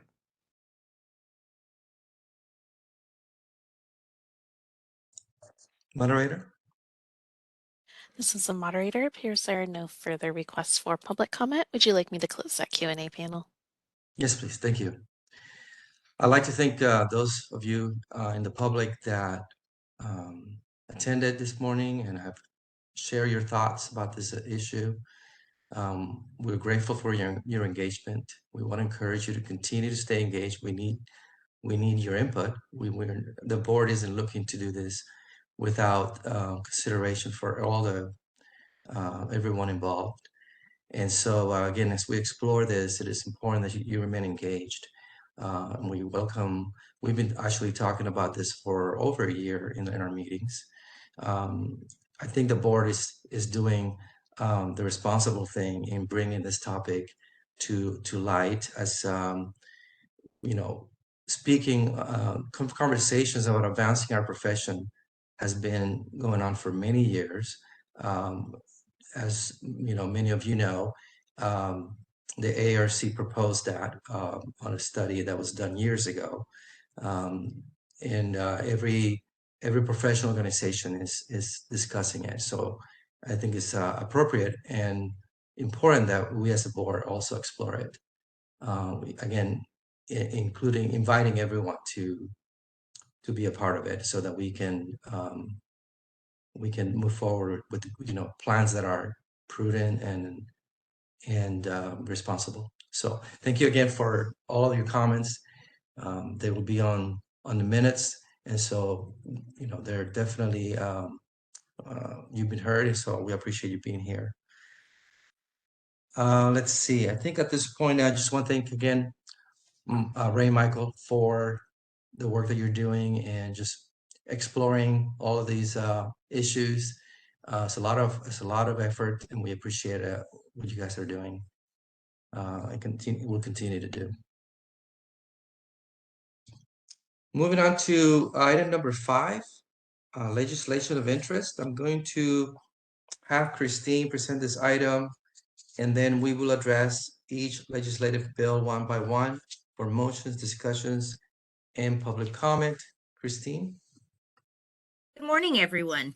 morning. Just for clarification, I know I am showing up as Paula, but it is Christine here. I was having some technical difficulties, so Paula was kind enough to share her laptop with me. So I just wanted to clarify that. Now, with regard to the legislation of interest, under item 5 in your agenda packets, you receive bills that have been identified as legislation of interest for 2023. I will be providing a summary of each bill, including a staff recommended position, and then President Guzman will call the roll for each bill at the end of my report. Please keep in mind it is very early in the legislative cycle, so very limited action has been taken on many of the bills. In fact, though a few of them have been referred to policy committees, none have actually been heard, so information regarding sponsors and more in-depth intent and analysis has yet to be published. The first bill that was identified was AB 883, which is entitled Business Licenses, United States Department of Defense Skill Bridge Program. I don't know if any of you noticed, but it does make the reference to business license, yet it does apply to all licenses. And so I'm not quite sure why the business reference is there, but we do currently, along with all the other DCA boards, expedite the initial licensure process for applicants who document that they serve as an active duty member of the armed forces and were honorably discharged. This bill would also require boards to expedite application processing for members of the military and honorably discharged veterans enrolled in the Department of Defense's Skill Bridge program. Prior to this bill, I was not familiar with what that is, and so I did a bit of research. And essentially, this is a program that connects veterans and military members who are separating with civilian businesses and companies to provide them available training or internship opportunities that offer a high probability of employment once the individual is discharged. So we have noted a staff recommended position of watch. And I believe since agenda mailing, this bill has been referred to the Assembly Business and Professions Committee, though no hearing date has been set. The next bill, AB 996, which is impacts Department of Consumer Affairs related to continuing education and conflict of interest policy. This bill also has a staff recommended position of watch. It would require all boards within Consumer Affairs who require licensees to complete CE to develop and maintain a conflict of interest policy that discourages the use of any CE course where the provider of the course has an economic interest in a product or business promoted in the course. This bill was also referred to the Assembly Business and Professions Committee, and there has been no hearing date set. Bill number 3, AB 1070, has to do with Department of Consumer Affairs vacancies, also a staff recommended position of watch. Existing law does require the Director of Consumer Affairs to notify the Policy Committee of the Legislature within 60 days after the position of chief or executive officer within the department becomes vacant. This will make a non-substantive change to the vacancy notification requirement and essentially just removes the reference to reporting for bureau chief vacancies. So it would only be for board executive officers. The next bill I thought was just somewhat interesting and wanted to point to you also as a potential watch. AB 1741 addresses healing arts and clinical laboratory personnel. And existing law requires that Department of Public Health issue a clinical lab scientist or a limited clinical lab scientist license in specified areas of laboratory specialty or subspecialties, and requires them to meet educational requirements and training or experience to qualify for admission to their examination. This particular bill actually will allow an individual's experience as an unlicensed person performing specified duties in a California licensed lab for 18 months to count toward qualification of licensure. And what I just found interesting about it, there are a few other provisions within the bill, but I think this was maybe just an example and why I wanted to keep an eye. As you guys, or most of you know, we have the efforts that have been mentioned to us about opportunities for possible on-the-job training. And so I don't know if this aligns with that, but I just found it interesting and we will definitely be keeping an eye on that. And next up, as it relates to Senate bills, we have SB 259, report submitted to legislative committees, also a staff recommended position of watch. Existing law requires a state agency that is required or requested by law to submit a report to the members of either house of the legislature to also report that information on our website. This bill would require that a state agency also post on their website any report submitted to a ledge committee. So that would be, for example, our sunset report. It goes to the Joint Sunset Review Committee. And in that particular case, it would now state that we would have to provide that if we submitted it to a committee on our website as well. SB 372 is regarded to Consumer Affairs licensee and registrant records, name and gender changes. It would require our board, amongst others, to update a licensee's record, including records contained within the online license verification system, to include a licensee's updated legal name or gender if the board receives government issued documentation demonstrating that the licensee's legal name or gender has changed. It also would require the board, if requested by the licensee, to reissue specified documents. In our case, it would be items such as the wall certificate or the current pocket license with the updated legal information. This bill is set to be heard before Senate Business Professions and Economic Development Committee on March 27th. And then we're wrapping up here, sorry. SB 764 is also related to consumer affairs, regulatory boards, and removal of board members. And existing law authorizes an appointing authority to remove from office any member of a board for continued neglect of duties, incompetence, or unprofessional or dishonorable conduct. This is actually going to authorize any appointing authority to remove a member. They're adding a condition which would be for disclosure of confidential exam information. And this would not only apply to governor appointees, it would be for all. So those that were Senate or Assembly appointed as well. And finally, we have SB 802, licensing boards disqualification from licensure for a criminal conviction. Also with the staff recommended position of watch. The current law allows us to deny a license for crimes that are substantially related to the practice. Also requires us to notify the applicant in writing if we do decide to deny the application based solely on their conviction history. This bill now requires that notification be made within 30 days after the decision.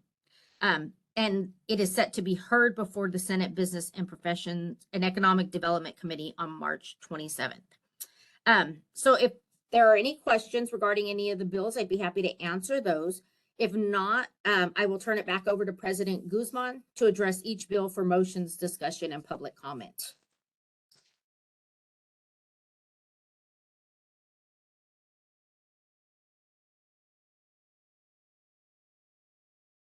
No questions?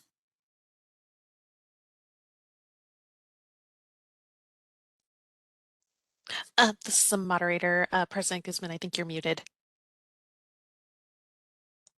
Thank you. I was talking to myself. Thank you, Christine. We're going to go ahead and let's see, look at each bill. I'm going to need a motion and a second for each bill. So if you could please state your name when you make the motion and state your name when you make the second as well. We'll start with AB 883 concerning business licenses and the U.S. Department of Defense Skill Bridge Program, recommending a watch. Can I have a motion for that? For the Motion to position? watch AB 883, Ray Hernandez. Michael Terry will second that motion. Thank you. Any discussion from the board members or questions? Okay, seeing none. Moderator, do we have any public comments on this bill? This is the moderator, and at the direction of the board, I've opened up the Q&A feature for public comment. Members of the public, if you would like to make a comment on this item, please click the Q&A icon located at the bottom right-hand corner of your WebEx screen or use the raise hand function. And audio-only participants can raise their hand by pressing *3 on their device. I'll pause a moment to allow the public time to access these features and submit their requests.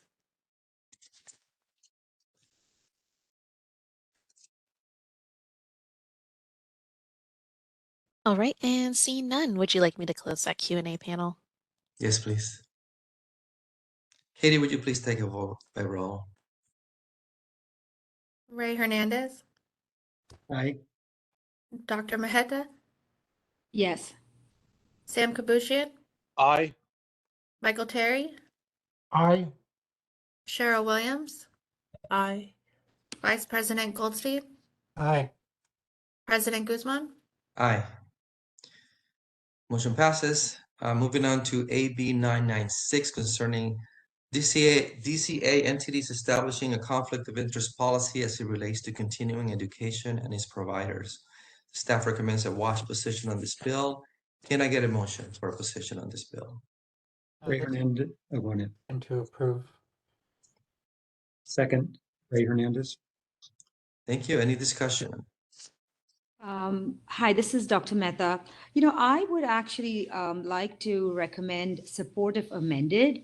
And the amendment would be in the second paragraph where it says at minimum discourages the qualification of any continuing education program. I'd like that to be removed because, if there's any new drug, in the market or new device, the companies usually go after experts. These are experts that are affiliated with, mostly affiliated with academic institutions. They really go after the best. And when these practitioners, are giving CMEs or educating people about the drugs or the devices, that's a lot of education time. And as that information is being imparted, that should count as a CME, as long as they disclose the conflict of interest. So I don't think they should disqualify the CME, because that is the education being imparted, and hopefully the studies that are being compared or shown are valid and supported by the FDA. So I would like to support this bill only if the amendment is made, which is removing the line that says discourages the qualification of CMEs, because I think if you're listening to a speaker talk, and if the conflict of interest policy has been clearly stated, the talk should qualify as a CME. Okay. Reza, do you have any advice on how to proceed with that? I'm taking a closer look at it myself, and what I'm trying to kind of discern. Forgive me, because I'm looking at this more closely on the spot, but I'm trying to discern what's left if I understood correctly, Dr. Mehta, you're suggesting to remove the piece about discourage the qualification of any continuing education course. Yeah, at minimum, getting rid of at minimum discourages the qualification of any CME. I'm trying to discern what's left of this required conflict of interest policy. I suppose, I don't know where, this bill may evolve and they may develop things that ought to be added to this conflict of interest policy. I don't know if that's where this is headed, but as of right now, from what I can tell, and again, looking at it on the spot, all I can see that this policy would require is the piece that you're suggesting be stricken. So that's not to say that your suggestion is anything's wrong with it, but if you're suggesting striking that piece, you'd be supporting, if amended, to kind of gut the whole thing. Yes. Because it reads pretty smoothly if that is removed. Where it says, It sounds like that we either need to oppose it or we need to oppose it. Also, I think that not that it's exact, but we've had scenarios in the past as it related to, for example, the CSRC ethics course.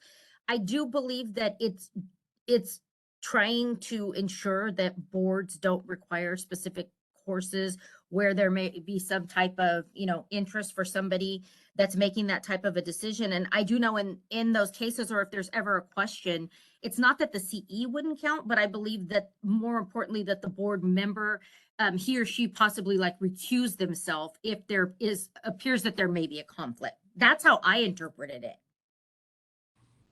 The line that says, discourages the qualification of any CE course, that's the part that I had a problem with, because, as providers and practitioners, we spend time listening to these speakers talk. And I don't think, and then it's up to us to decide whether we use it or not, as the people receiving that information. So, I think it should count as a CE for the time spent, listening to the speaker.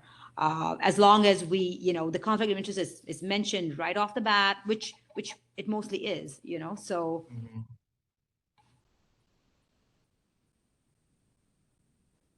Mm. So Dr. Mehta, hi, Dr. Mehta, and welcome to the board. Thank you. So I think what Reza was saying is that if we can't just support if amended, because if it's amended that way, the bill doesn't, there's no existence of the bill. So I think if we want to go that way as a board, that we need to oppose the bill for Oppose. those reasons. Sure. Unless you were to have something else that you think ought to be included in this conflict of interest policy, because like I said, if you delete that piece, then you're kind of gutting the whole thing, which would make probably more sense to just oppose it, unless you want to support if amended by proposing what ought to be in it, which, you know, might be a little kind of beyond us. Exactly. Yeah, that's what I was thinking.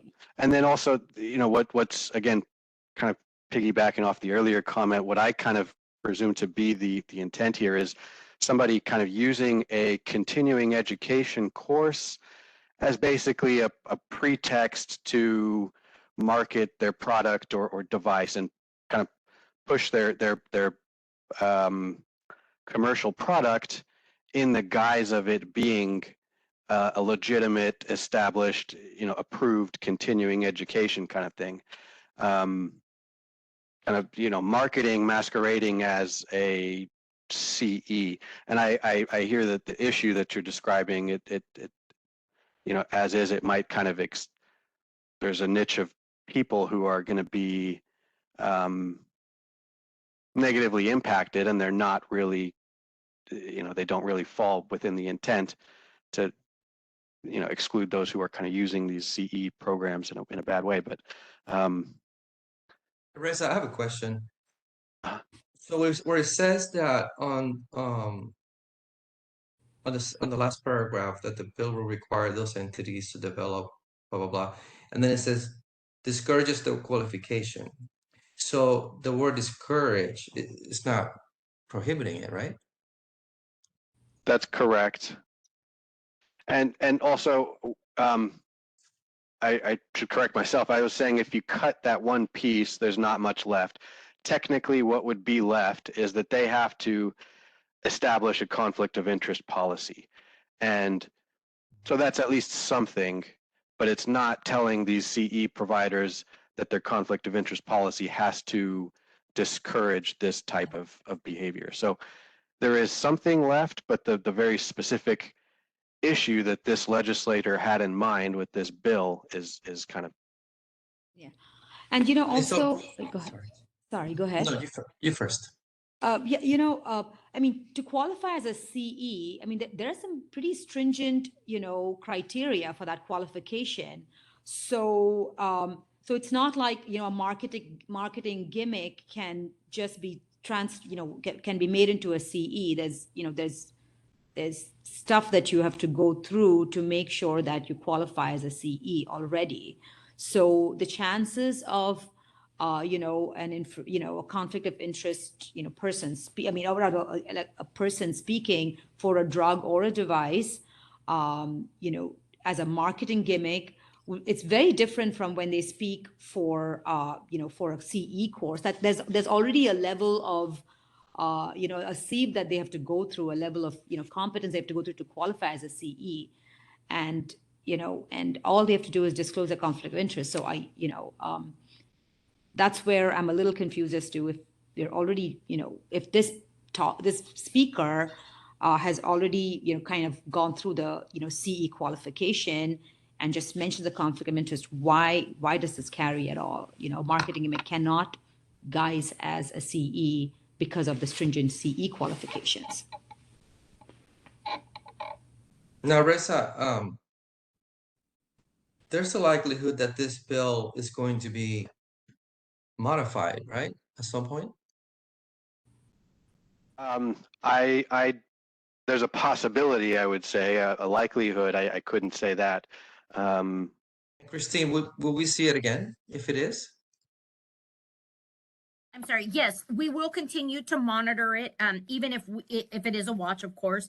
It will be reported on at the next board meeting. And additionally, if for some reason there were modifications in between meetings, we do have the policy that allows us to reach out to the executive committee if we needed to modify the position in between, and then we would bring that back to the full board to ratify at the next meeting. The question I had was, these modifications that we will be, that are going to take place, are they going to be done by boards similar to ours? Because if that's the case, then I think we need to give some feedback so that those modifications count and that, we are relevant and that we have proposed something that matters. I'm sorry if I understood your question correctly. The modifications that this bill would make would apply to most of the boards in the Department of Consumer Affairs. There's a list at Business Professions Code 101 and it's the vast majority of them. And that's where I feel like, if we have a problem with certain verbiage, that we should also sort of, speak to that rather than just wait for others to, propose something. So I feel like if we had a stand, I think that might at least make people look at it. The other, I'm sorry, this is Reza. I don't know if either Stephanie or Christine have more to maybe speak on this, and if not, forgive me for putting you on the spot. But speaking to Dr. Mehta's earlier point about kind of the existing regulation of CE courses and whether, the degree to which you are able to kind of, manage the content of all the courses that are out there and all the things that are accepted for CE credit, or whether there's some element of that that's kind of a little beyond, direct control. Yeah, that's a good point, Reza. In my experience over the last 30 years or so, CE is not a highly regulated field. For our board specifically, we approve other providers to approve CE courses. So far, the people we approve for the most part we have not had any issues with, except for, and I don't want to call anyone out. There was an agency that does a lot of the CE approvals that had issues with the legislature several years ago because it's just a process. It's a paper process. They just come in and it gets approved. I don't even know if anyone was ever denied approval. So the way I see this particular piece of legislation, I think you make an excellent point, Dr. Mehta, but I also think it just changes the onerous so that it doesn't disqualify somebody from doing it, but it puts them on notice that CE is not a sales pitch. So I think, personally, I think the bill is a good bill, but I think it's also important what you said is that to make sure that they're aware of that, and perhaps as an alternative, we take a watch position, but we send a letter expressing your concerns. Right. Thanks. Yeah. Oh, yeah. I mean, the place where I'm coming from is, number one, you have qualified speakers, vetted qualified speakers speaking, and number two is the people listening are spending time knowing about the drugs in there, the drugs or the devices being promoted, and they should, we're not responsible for how they're going to practice. We're hoping that they are practicing ethically and that they can differentiate, the marketing material versus, the true facts and studies. So yeah, so I think it's the qualification of the speaker and the time that the rest of us spend listening to them, and that should not be disqualified based on a conflict of interest, because you have a lot of people that maybe vested in a company that looks good. At least in the academic world, we do see that. So I just want to make sure that I was speaking for those who speak for companies, qualified people who, and they're the only ones I would listen to anyway, So I just want to make sure that I pointed that out. Thank you, Dr. Mehta. Christine, are you still proposing the remain on a watch? I do like what Stephanie proposed, is that if we go ahead and go with the watch position, that still, or that does not preclude us from reaching out to the author and expressing those concerns that Dr. Mehta has shared. And, maybe putting it on their radar, or perhaps they will receive feedback from other individuals, and that might result in some amendments down the road. Okay. I think that sounds good. Great. So we had a motion for watch, and it was we had a second. Any other discussion from the members? Sorry, I was waiting to see if there's any member discussion, but this is Reza, Board Counsel. So two things. One, the current motion is to watch. So if those who made the first and second can choose whether or not to amend or not. But secondly, I just wanted to understand again for myself being, fairly new to this board, the concern I wanted to make sure I grasped. Would you repeat it, Dr. Mehta? I know you spoke about individuals who are kind of consulted by these companies to Right. Yeah, so I can tell you. So the people speaking for these companies are hopefully highly regarded experts in their field. So I want to get, we want to give these experts the opportunity to speak, because we would only listen to experts and qualified individuals. That's number one. And number two is, if they are, giving us CEs, then I don't want that time from providers to be wasted listening to these experts, as long as the conflict of interest has been made evident. So we can discern, how to receive this information as listeners and CE, CE hopefuls. So yeah, it's twofold. It's one, respecting the experts in this field and allowing them to make that ethical, differentiation.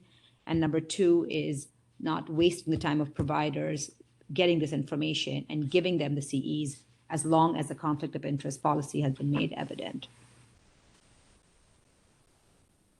And that's why I want to remove the discourages the qualification, because that's the part. This is Cheryl. Is there any way that we can put this discussion off until our next meeting and maybe make those requested changes? Send them in and see what kind of feedback we get? Well, I think we could still take the watch position. And as you mentioned, it will be brought back at the June meeting. And if there are some developments, then the board can absolutely change its position at that point. And will we still send the letter? Are we still thinking of sending the letter? Yes, if the motion is amended to state that, absolutely. I've jotted all of this information down, all your concerns. Can I make a comment? It does.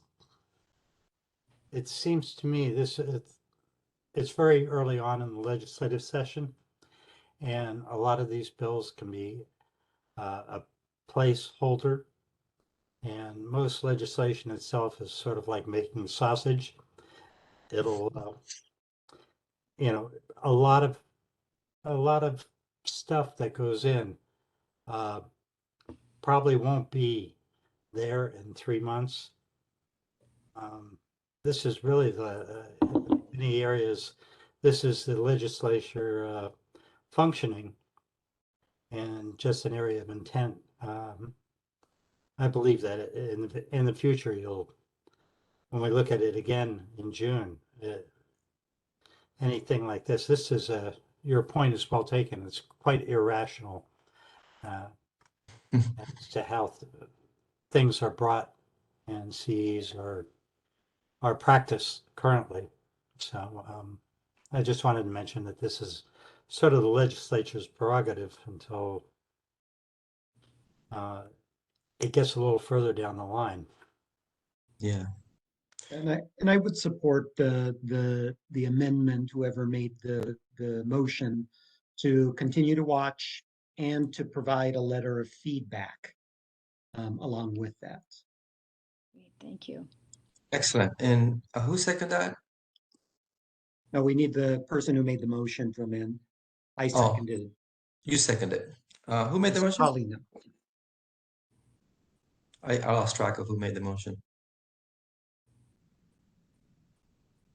Christine, I was who made not the able motion? to catch it. I'm sorry, I didn't catch it either. Right. So I did the second, but shall I just make the amended motion? I thought Mark made the motion. what I thought. Mark, did you make the motion? Yes, I did. Okay. And I agree to the amendment. Okay. Second. Is that good enough, Reza?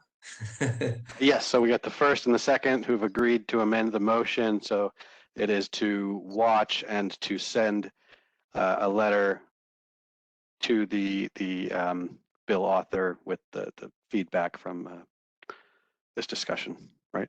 Yes. Any other comments for the members? I'll just ask Stephanie or Christine, I presume one of you might be working on that letter. You have enough to go on? Yes, I believe so. I believe so. I will also, I will probably draft it, but I will run it by Stephanie to make sure I capture everything. Great. Moderator, do we have any public comments on this item? This is the moderator, and at the direction of the board, I've opened up the Q&A feature for public comment. Members of the public, if you would like to make a comment on this item, please click the Q&A icon located at the bottom right-hand corner of your WebEx screen or use the raise hand function. And audio-only participants can raise their hand by pressing *3 on their device. I'll pause for just a moment to allow the public time to access these features and submit their requests.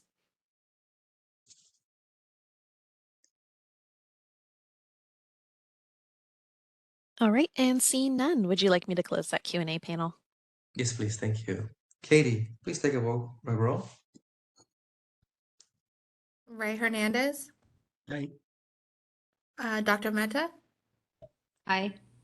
Sam Kabushian, Aye. Michael Terry, Aye. Cheryl Williams, Aye. Vice President Goldstein, Aye. President Guzman. Aye. Motion passes. Thank you. Moving on to AB 1070 concerning notification by the Department to the legislature of any executive officer position that becomes vacant. The staff recommends a watch position on this bill. Can I get a motion? Motion to watch AB 1070. Michael Ray? Terry will second. Any discussion?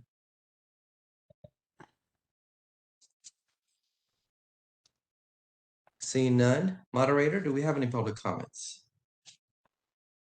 This is the moderator, and at the direction of the board, I've opened up the Q&A feature for public comment. Members of the public, if you would like to make a comment on this item, please click the Q&A icon located at the bottom right-hand corner of your WebEx screen or use the raise hand function. And audio-only participants can raise their hand by pressing *3 on their device. And it appears there are no requests for public comment. Would you like me to close that Q&A panel? Yes, please. Thank you so much. Okay. Katie, please take a vote. Ray Hernandez, Aye. Dr. Mehta, Aye. Sam Kabushian, Aye. Michael Terry, Aye. Cheryl Williams, Aye. Vice President Goldstein, Aye. President Guzman. Aye. Motion passes. Moving on to AB 1741 concerning activities that may be performed by unlicensed personnel in clinical laboratories. The staff recommends a watch position on this bill. Can I get a motion? Michael Terry will make that motion. Thank you, Michael. Go to watch. And a second. Was that Ray? Yes. Thank you, Ray. Any discussion?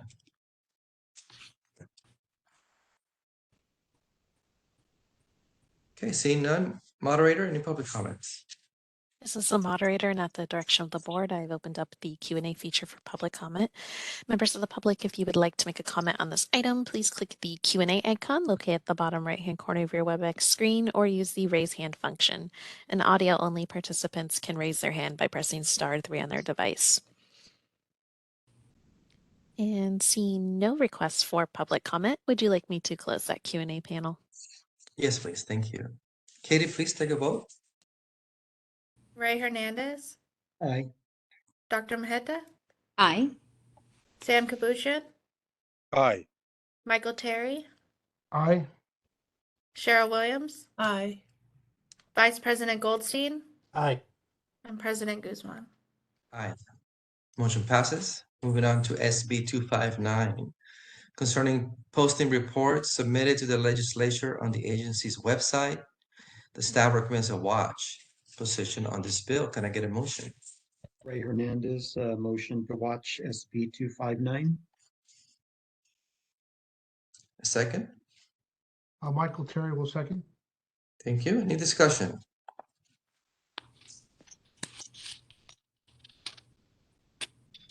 Seeing none, do we have any public comments, moderator?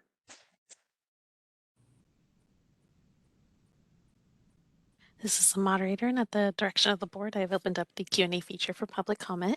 Members of the public, if you would like to make a comment on this item, please click the Q&A icon located at the bottom right-hand corner of your WebEx screen or use the raise hand function. And audio-only participants can raise their hand by pressing *3 on their device. And seeing no requests for public comment, would you like me to close that Q&A panel? Yes, please. Thank you. Katie, please take a vote. Ray Hernandez, Aye. Dr. Mehta, Aye. Sam Kabushan, Aye. Michael Terry, Aye. Cheryl Williams, Aye. Vice President Goldstein, Aye. and President Guzman. Aye. Thank you. Moving on to, motion passes. Moving on to SB 372, concerning name and gender changes to license records. The staff recommends a watch position on this bill. May I get a motion for this bill? Ray Hernandez, motion to watch SB 372. Thank you, Ray. May I have a second? Michael Terry will second. Any discussion?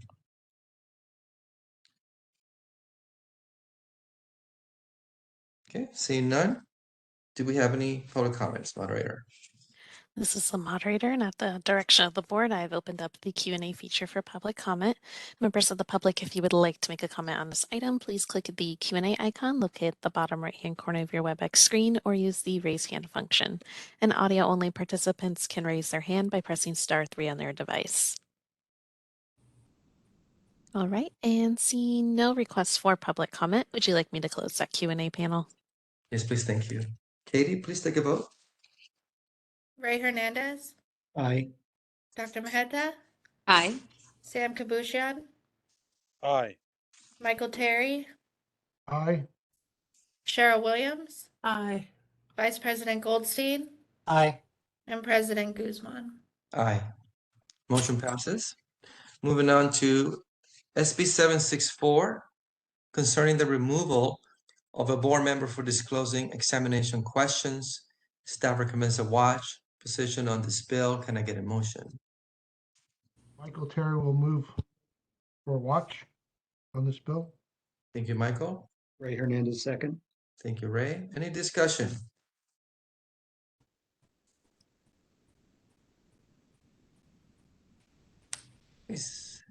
Seeing none. Any public comments, moderator?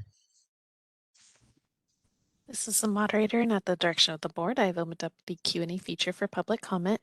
Members of the public, if you would like to make a comment on this item, please click the Q&A icon located at the bottom right-hand corner of your WebEx screen or use the raise hand function. And audio-only participants can raise their hand by pressing *3 on their device. And it looks like there are no requests for public comment. Would you like me to close the Q&A panel? Yes, please. Thank you. Katie, please take a vote. Ray Hernandez, Aye. Dr. Mehta, Aye. Sam Kabushan, Aye. Michael Terry, Aye. Cheryl Williams, Aye. Vice President Goldstein, Aye. President Guzman. Aye.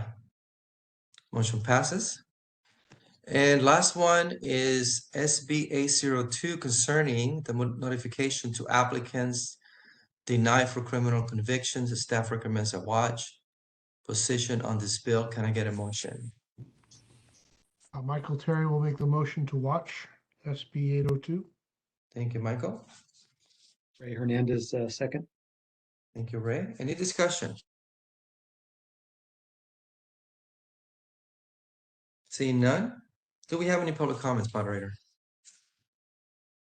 This is the moderator, and at the direction of the board, I've opened up the Q&A feature for public comment.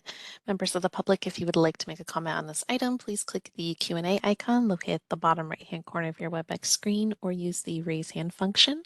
And audio-only participants can raise their hand by pressing *3 on their device. All right, and it appears there are no requests for public comment. Would you like me to close that Q&A panel? Yes, please. Thank you. Katie, please take a vote. Ray Hernandez, Aye. Dr. Mehta, Aye. Sam Kabushian, Aye. Michael Terry, Aye. Cheryl Williams, Aye. Vice President Goldstein, Aye. and President Guzman. Aye. Motion passes. We have exceeded 2.5 hours. I'm going to propose a brief bio break. 10 minutes, okay? Sounds good. All right. Let's return. It's 11:56, so let's return at 12:05. Sounds. Thank you.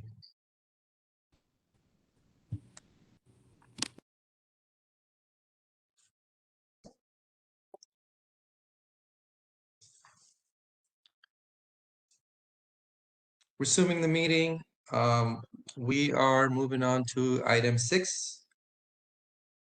Discussion and possible action regarding comments and adoption of proposed amendments to California Code of Regulations Title 16. Stephanie, can you guide us through this item? Absolutely. Moderator, can you make it so that I can share my screen?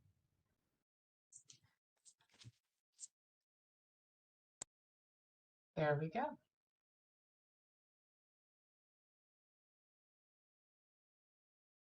Okay. So item 6, I would direct your attention to the attachment for item 6.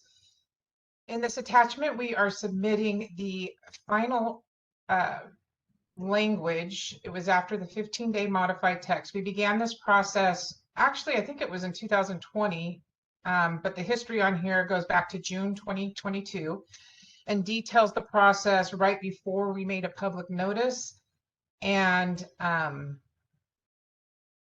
the process of having the 45-day comment period. And then after our last meeting, we went through all the changes in detail. It took most of our meeting, and the board recommended several changes, and we took those and made those and submitted them for another 15-day comment period, which closed on, let's see, January 13th.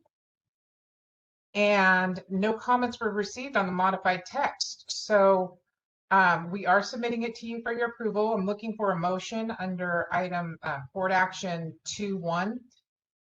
And the only thing I want to point out, if you could go to attachment A, page 7, and I'll pull it up here.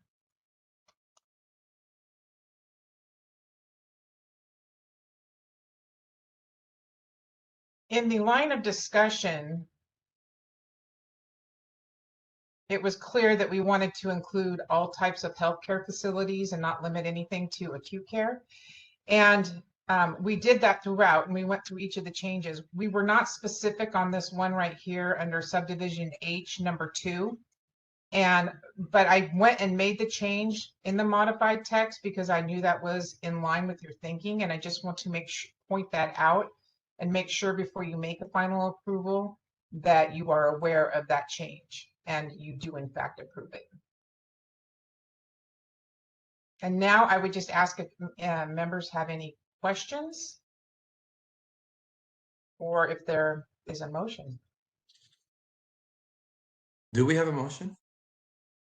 Yes, Ray Hernandez, I motion to approve and adopt the proposed regulations as described in modified text and notice from December 2022 of the board's proposed rulemaking to amend California Code of Regulations, Title 16, Sections 1399.349, 1399.350, 1399.350.5, 1399.351, 1399.352, 1399.352.5, 1399.352.7, and 1399.381, and to adopt sections 1399.352.6, having received no adverse comments during the 15-day modified text public comment period.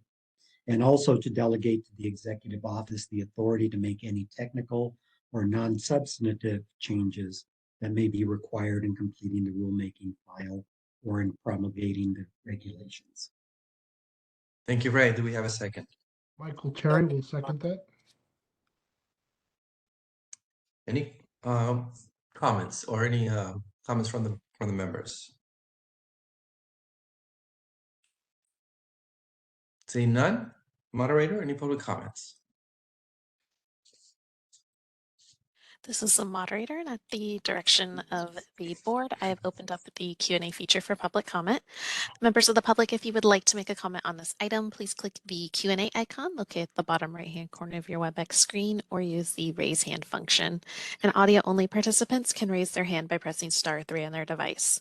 I'll pause a moment to allow the public time to access these features and submit their requests.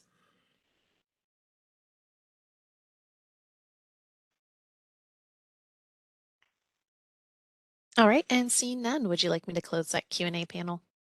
Yes, please. Thank you. Katie, please take a roll. Ray Hernandez, Aye. Dr. Maheta, Aye. Sam Kabushian, Aye. Michael Terry, Aye. Cheryl Williams, Aye. Vice President Goldstein, Aye. and President Guzman. Aye. Thank you. Motion passes. Moving on to item number 7, practice of respiratory care by LVNs. Stephanie, please take us through this item again. Uh-oh. One moment. Bear with me. Yep.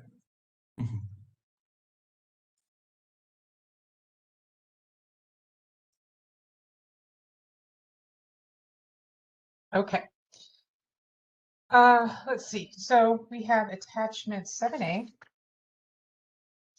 And this has kind of turned into several different avenues as we started this process. It's turned into other. So I'm going to recap and try to keep everybody explain what we're doing. So last year we passed SB 1436, and the governor signed that, and the legislature passed that. And the two major changes in it were Business and Professions Code Section 2860 and 3765. In 2860, that is the Vocational Nursing Practice Act. And you can see in bold there, subdivision B outlines that LVNs can perform respiratory care, the specific items that we, the basic tasks that we would describe in regulatory language later. Okay, so that's one section of SB 1436. The other part down in 3765 allowed for an exemption for home care. And just to give a very brief history, the very brief history is that a lot of LVNs were practicing respiratory care. It appears that it started in the 90s with some erroneous interpretations of skilled nursing services. And so this has been, I'm coming to find out, has been expanding through different areas and different types of facilities. The real reason we went for this is because it was starting to emerge in subacute care, and we were getting a lot of complaints, including patient harm. And that's where it started years ago, and that was our focus of it. In doing that, when we changed 2860 to try to be very specific on exactly what LVNs could do that pertain to respiratory care, it was brought to our attention that home care pretty much exclusively uses LVNs to perform respiratory care. And there's reasons for that. Obviously, one-on-one care in LVN, an RCP cannot do all the things that a nurse would do.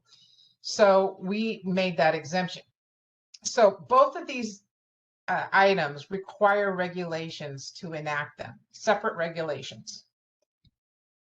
which we will go through now. So we're going to go to 7B. And this is in my way.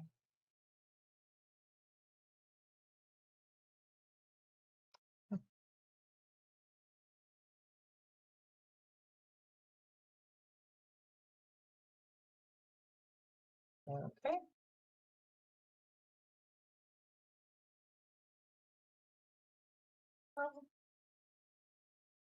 Okay, and so this was where we started. After our last board meeting, the board approved this language to go forward and with regulations, and so we did that. The closing comment period for this was December 28th, I believe, and we did receive a lot of feedback. A lot of the feedback was coming from the home care industry, thinking this applied to them, but there were also some other types of facilities that came forward and said this would also impact them. And so what we have decided to do, this is kind of a work in progress as we work our way through it, but right now we did get a request for a hearing. So we do have to hold a hearing on these regulations. But before we hold that hearing, we're kind of putting it on pause in order to address some of the concerns that were raised. And if any board member thinks that this is off base or the wrong direction, this would be the time to speak up. So these regulations are put on hold. These are very basic tasks that LVNs can perform of respiratory care. Now, while that's on hold, we went ahead and held a stakeholder meeting for home care, and that goes on to item 7C.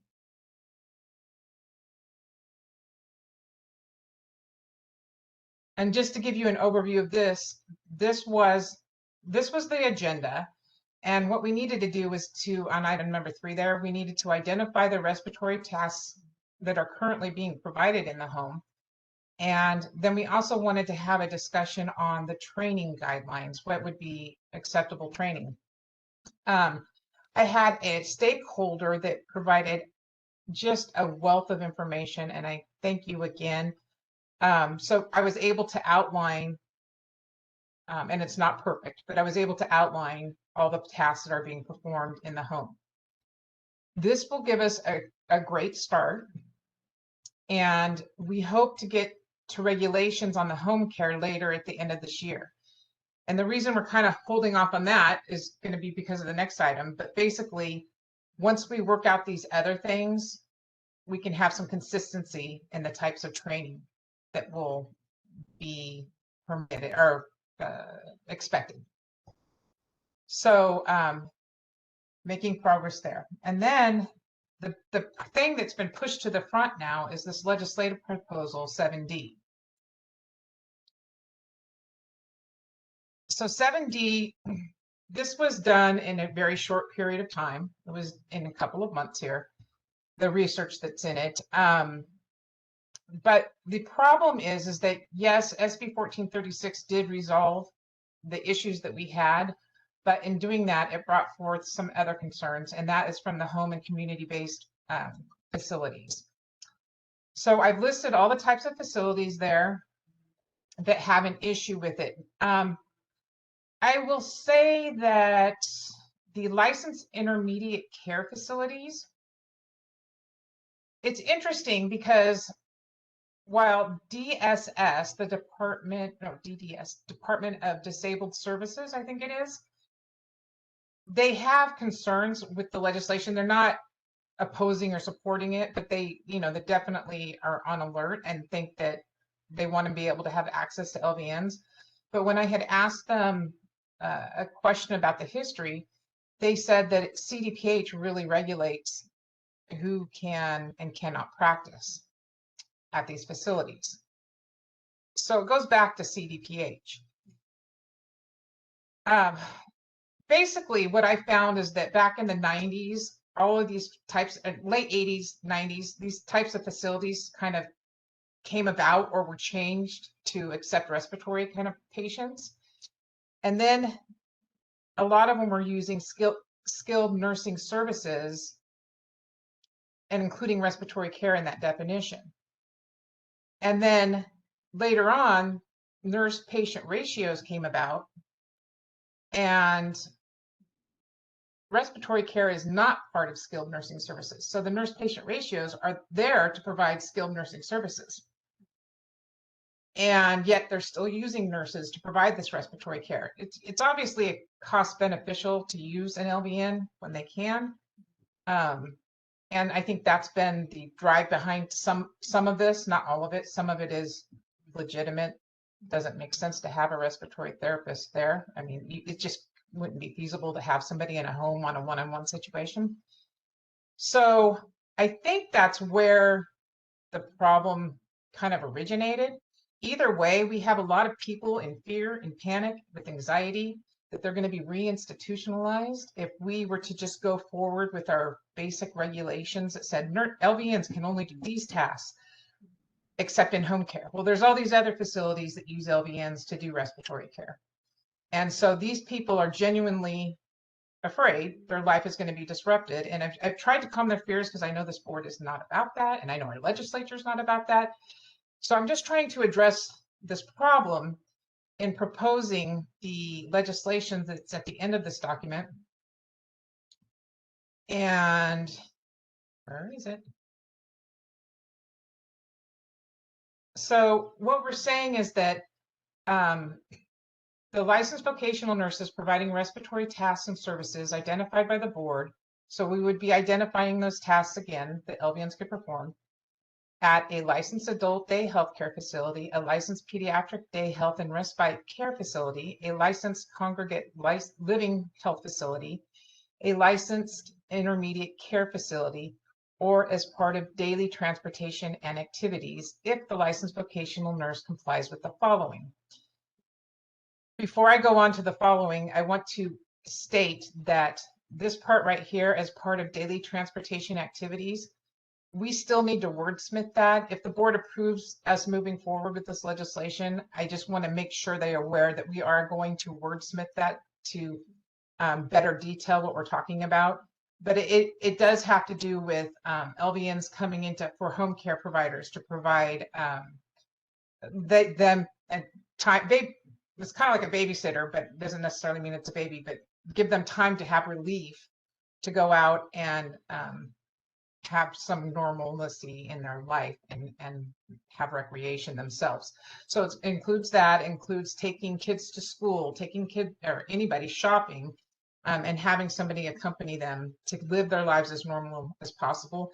And I don't think this particular language is covering it specifically enough for some of our people. I have heard back. So that would need to be a little bit wordsmith, but the intent is the same.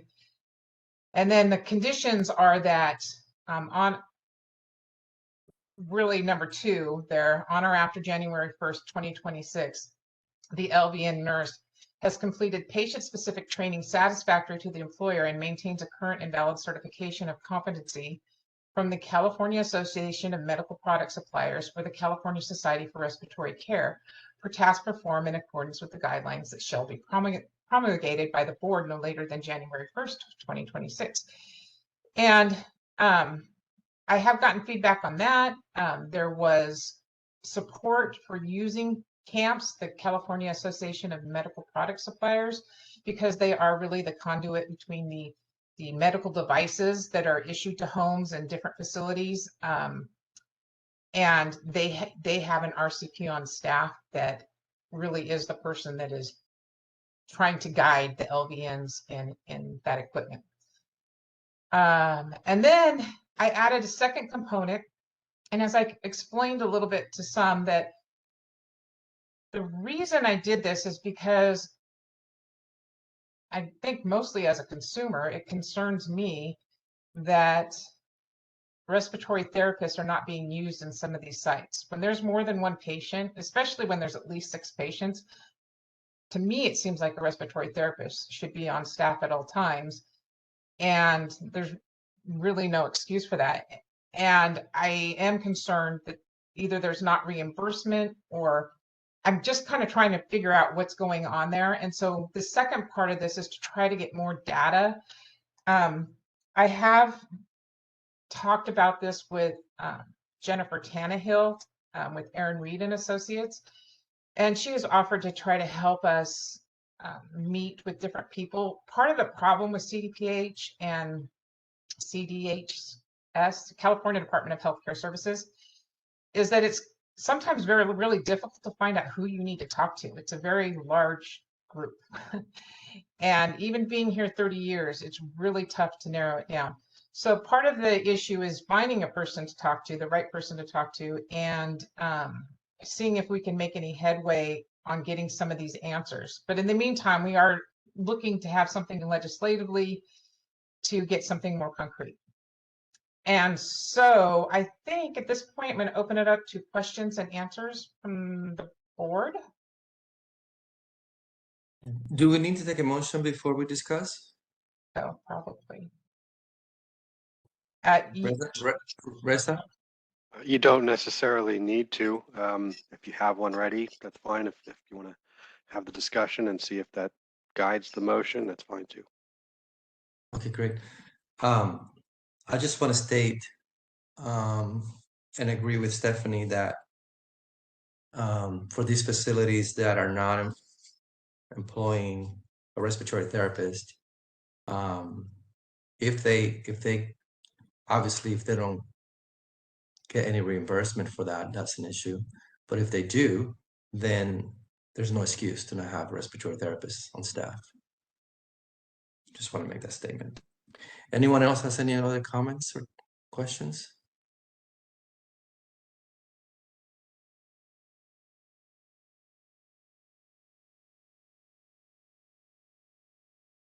No? Do we have any motion to move forward with this legislation?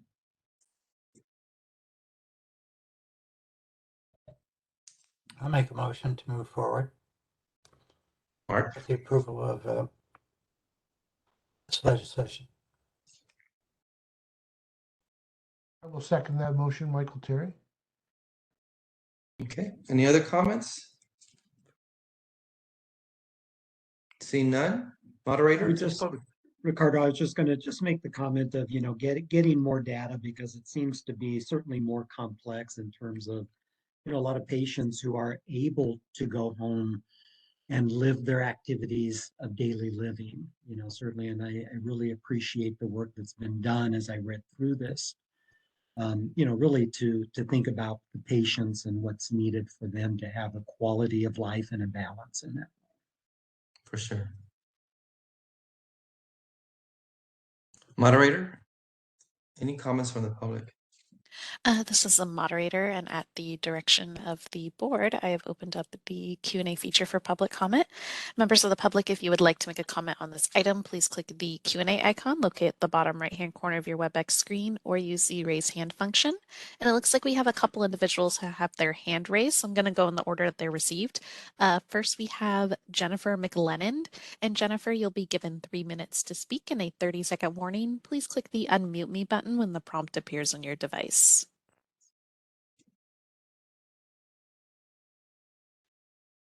Greetings, my name is Jennifer McClelland. The reason I care about this issue is that I'm a parent of an almost 12-year-old boy who has a tracheostomy and who uses a ventilator at night due to a rare genetic syndrome. I'm a parent advocate.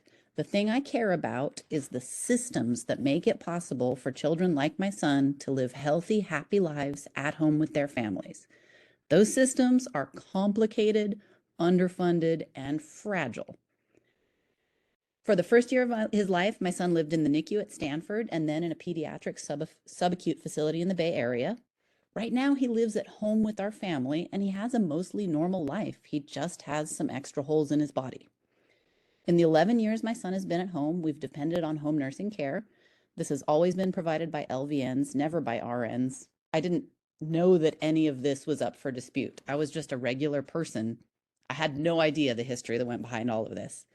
My son is always qualified for 24 hours a day of nursing care. In reality, we get 40 hours a week. I love that this board is moving towards formalized, standardized, patient-specific training for LVNs who work with trach and trach vent patients in home and community settings. I'm very grateful that this board has been so receptive to the concerns of the home care community. Home care is just confusing and complicated. There are two specific groups of LVNs that are currently providing trach and vent care that are left out of the proposed wording of 3765I. Those two weirdly specific groups are INP LVNs, those are individual nurse provider LVNs. They're a small group of LVNs who are specifically authorized by DHCS to do the same work that home health agency LVNs do. They just do it and bill Medi-Cal independently instead of through the nursing agency. These INP LVNs are frequently foster and adoptive parents of disabled children, and many work in rural counties where no licensed home health agencies provide services to children. They're a very small group, but for the patients they serve, they're very important. The second group is LVNs who work in school settings, providing direct care to trach and trach vent kids. They do the exact same thing that home nurses do. They just do it at the school, and they're employed by the schools instead of the home nursing agencies. I'm a mom. I'm not an expert in writing laws. This stuff is very complicated. And Ms. 30 Nunez, seconds. she's been very helpful, and she's assured me that the board's intention is to keep home care functional and improve it. I just want to make sure that when Section 3765 goes forward, these two very specific groups of LVNs are included in the home care carve-out. And thank you all for working to strengthen the home care system that makes my son's life at home possible. Thank you. Thank you for your comments, Jennifer. Any other comments? This is the moderator. Our next individual who has requested public comment is Anna Leach Proffer. And Anna, you'll be given 3 minutes to speak and a 30-second warning. Please click the unmute me button when the prompt appears on your device. Anna Leach Proffer, and I'm an attorney with Disability Rights California. Thank you for the opportunity to speak today. Disability Rights California is a statewide agency that provides legal advocacy to individuals with disabilities in a variety of areas, including healthcare. And I'm here today to really stress the importance of approving this proposed legislation to allow a continued process to ensure that ventilator users who are living at home and in home-like settings, and in particular those like the congregate living health facilities, are allowed to continue receiving services from their current trained LVN providers. As Stephanie mentioned, and there's some of the same issues that Ms. McClellan raised, is we've received a number of calls from ventilator users and family members of ventilator users, including parents of young children who are quite frankly just terrified about the potential impact of SB 1436 and worried that it could result in forced institutionalization because, as we all know, there's a shortage of respiratory therapists available in general, and particularly a shortage of respiratory therapists available to provide in-home care at the current Medi-Cal rate. Just wouldn't be a sustainable model to try to fill all those needs with licensed respiratory therapists at this point. So we thank the board for acknowledging that there were unintentional impacts of SB 1436 and looking at ways to ensure that ventilator users living in the community are still able to safely receive the ventilator care that they need from trained LVNs. We would be happy to be involved in ongoing process to sort of tweak and wordsmith this legislation, make sure it encompasses all the necessary settings. I did also want to say, Stephanie, just because you mentioned that you had a difficult time finding the right person at DHCS. We sort of have regular meetings with DHCS, Department of Healthcare Services, about a variety of issues. We have raised this issue specifically with them, so I would be happy to point you to the folks there that we have talked to about this and raised this concern too. Thank So you, thank you Anna. very I much. will be in touch.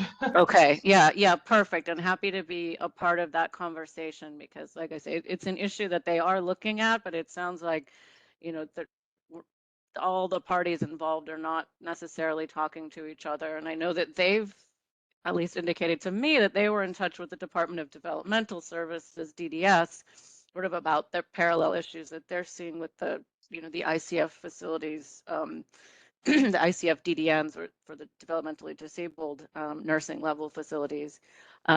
So I think it's something if we could get everybody in the room that hopefully we can, you know, kind of address these issues. But did definitely want to thank the board for, you know, being so responsive to the concerns that have been raised by the community. So thank you very much. Thank you, Anna, for your comments, for being here. Any other comments, moderator? We have a couple more. Next is Jerry Hammersley. And Jerry, you'll be given 3 minutes to speak in a 30-second warning. Please click the unmute me button when the prompt appears on your device.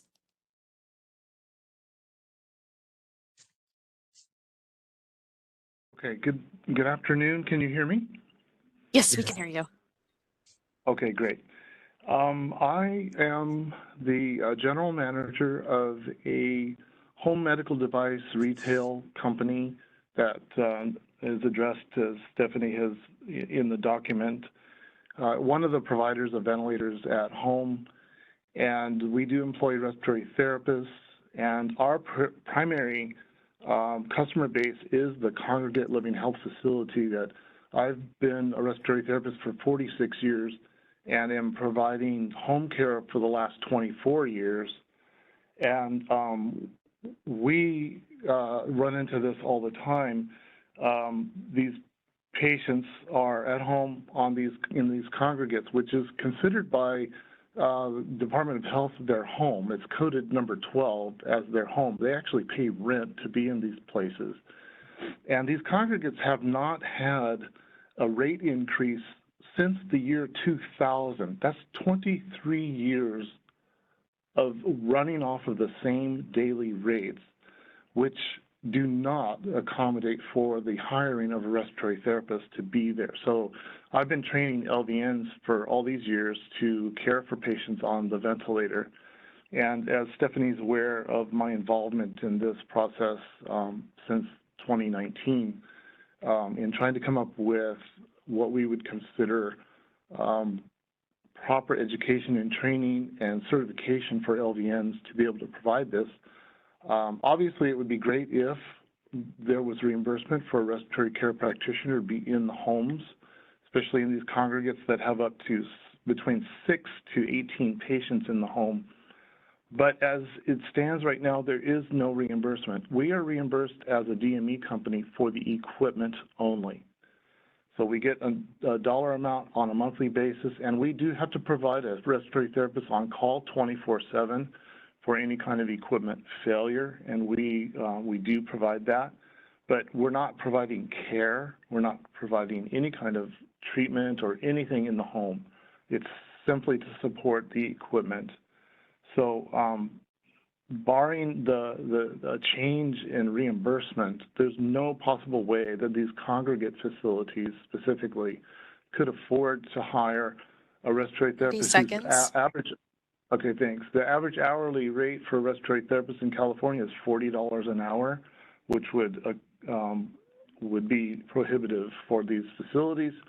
So again, I'm throwing my hat in the ring for training LVNs to get them certified and have some sort of amendment to their license that includes ventilator certification. Thank you. Thank you, Jerry. Do you have additional comments, moderator? Yes, this is the moderator. We'll move on to our next individual who's requested public comment. CLHF Association.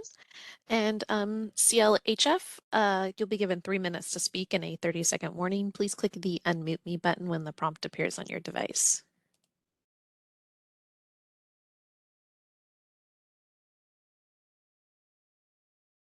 Hello? Hello, we can hear you. Hi, my name is Miriam. I'm from the Living Health Facility Association. We represent about 260 CLIFs, CLIFs short for Congregate Living Health Facilities in California. CLIFs provide long-term or rehab care services in a small 6-bed community-based residential home. And we are licensed from the Department of Public Health, and DHCS oversees our program. 1436, we heard about 1436 under very weird circumstances. We heard right before the public comment closed in December of last year. And we had a very short time to come together and to meet with everybody and kind of come up with our comments. So here's the reason why we don't feel SB 1436 should apply to CLIFs for the following reasons. So CLIFs and LVNs, CLIFs have been employing LVNs working in CLIFs, and they've been taking care of trach vent patients and providing intermediate respiratory services to these patients since the 1980s.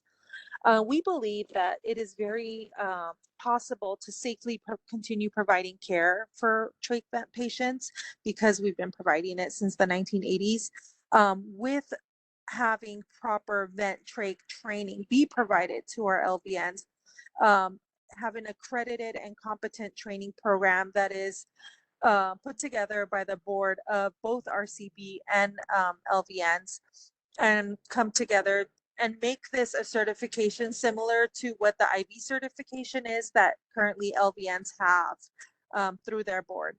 Also, numbers 2, currently CLIFs are the only alternative option for vent trach patients other than subacute or institutional-like care. So CalAIM is very big on promoting non-institutional care and home and community-based care. And SB 1436 will adversely directly actually affect that, because these vent trach populations that reside in a CLIF will have to either move out to subacute facilities or look for a different place to live, which never almost constitutes a home. It's very unique as to what we do. And also, CLIFs are currently working with DHCS to increase funding to our CLIF program. 30 seconds. The Medi-Cal state waiver rates have not been actually increased since the early 90s, or even 80s, I believe. I believe Jerry stated 2000s. It was well before that. CLIF rates have not changed. We never got any help with COVID. We are at the brink of closing our doors, and the addition of respiratory care therapists, be a mandate for us, is going to force our patients to move out because we have to close. So this will end the only alternative means for our vent trach patients to live in a home versus institutional-like care. So our ask is similar to what Jerry said, is to set up a competent training program for vent trach patients exclusively for CLIFs, just like you guys have done for home health. We ask that you include CLIFs in the same category as you include home health. Thank you. Thank you for your comments. We appreciate them. Anyone else? Okay, this is the moderator. Our next individual is Robbie Leonard. And Robbie, you'll be given 3 minutes to speak and a 30-second warning. Please click the unmute me button when the prompt appears on your device.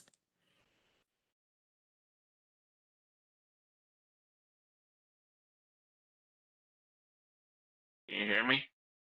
Yes, we can hear you. Hi, this is Robbie Leonard, and I'm a resident in a congregate living health facility since about 2008, and I choose to live in these facilities instead of large institutions for the following important reasons, like professional specialized care by LVNs and ventilator experience and emergency response time and quality of life. And a lot of LVNs do a lot of care in the facility, congregate facilities.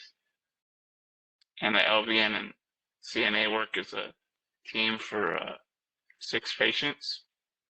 And also the RT will come in for ventilator maintenance, or if they need to change a trachea tube. But many LVNs can do all of this, and I require specialized care with regards to trachea tube, catheter maintenance, and hygiene needs. And also, the LVNs do a lot of stuff for their patients that a lot of other facilities do not allow, or they don't have experience. And with the ventilator experience is key, because if the LVN doesn't know how to troubleshoot ventilator issues in emergency, I can lose my life in about a few minutes. And congregate facilities are the only place that nurses are trained to keep me alive, and I trust these nurses because they're trained by an RT, and I'm a and like Jerry said, that they need a lot of training. I 30 know seconds. in these congregate facilities, they allow they give the LVNs this training that they need, but further training would also help with. And this is a best place for me to live, because it's the emergency response time is taken care of with the experience, the LVNs, and I just ask that you've take into account that I have to live in these facilities, and to give the required training of the LVNs, and to make sure they're reimbursed properly for the required training. And I thank you for your time. Thank you, Robbie, for joining us today and sharing your comments with us. We appreciate them. Anyone else, moderator? This is the moderator. Looks like our last request is from Jennifer McLennan. And Jennifer, you'll be given 3 minutes to speak and a 30-second warning. Please click the unmute me button when the prompt appears on your device. Oh, sorry, I'm a repeat because I did the raise hand and the Q&A. Oh, I apologize. In that case, it looks like we have no further comments. Would you like me to close that Q&A panel? Yes, please. Thank you once again. Thank you to the members of the public that have joined us today to discuss this and share your comments and your thoughts. We appreciate them. I think at this point we are ready to take a roll call. Katie? Ray Hernandez, Aye. Dr. Maheta, Aye. Sam Kabushian, Aye.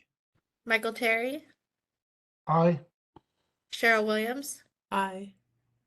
Vice President Goldstein, Aye. and President Guzman. Aye. Motion passes. We're moving on to item number 8, public comment on items not on the agenda. Please note that the board is unable to take action on any items that are not listed on the agenda. The only action the board may take is to decide whether to place an item on a future agenda. Is there anyone who would like to make a public comment on anything that is not on the agenda? Moderator? This is the moderator, and at the direction of the board, I've opened up the Q&A feature for public comment. Members of the public, if you would like to make a comment for items not on the agenda, please click the Q&A icon located at the bottom right-hand corner of your WebEx screen, or use the raise hand function. And audio-only participants can raise their hand by pressing *3 on their device. I'll pause a moment to allow the public time to access these features and submit their requests.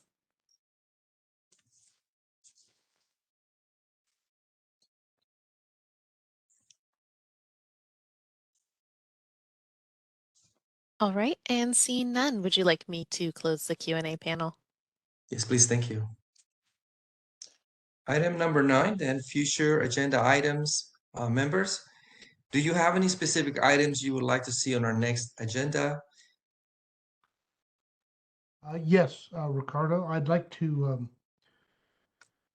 explore how to address goal 2.4 in the licensing thing, which is the needs assessment for APRT.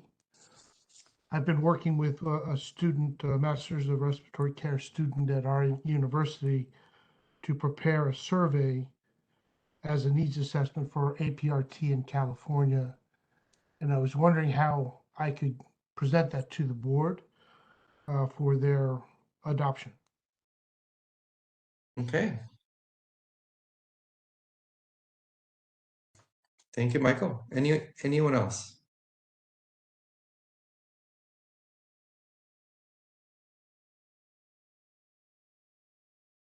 Yes, Ricardo, I know it's a standing professional qualifications agenda item, but specifically to share out draft results of the focus groups that we will be conducting. Great. Anyone else? Christine, do you have everything you need to move with those future items?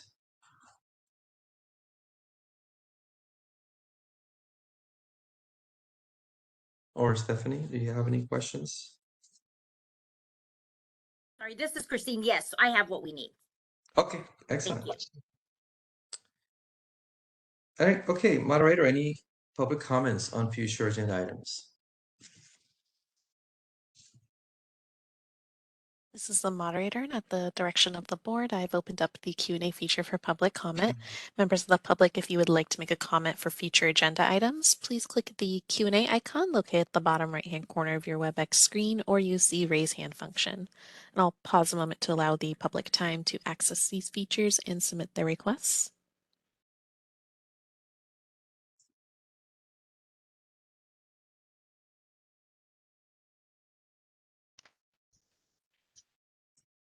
All right, and seeing none, would you like me to close the Q&A panel? Yes, please, thank you.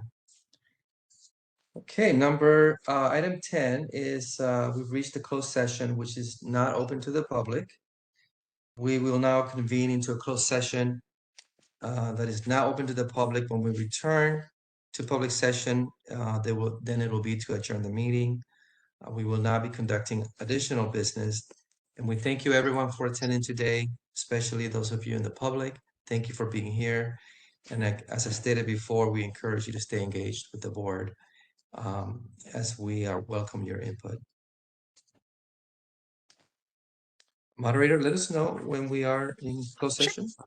This is the moderator. I'm going to go ahead and put us into the closed session.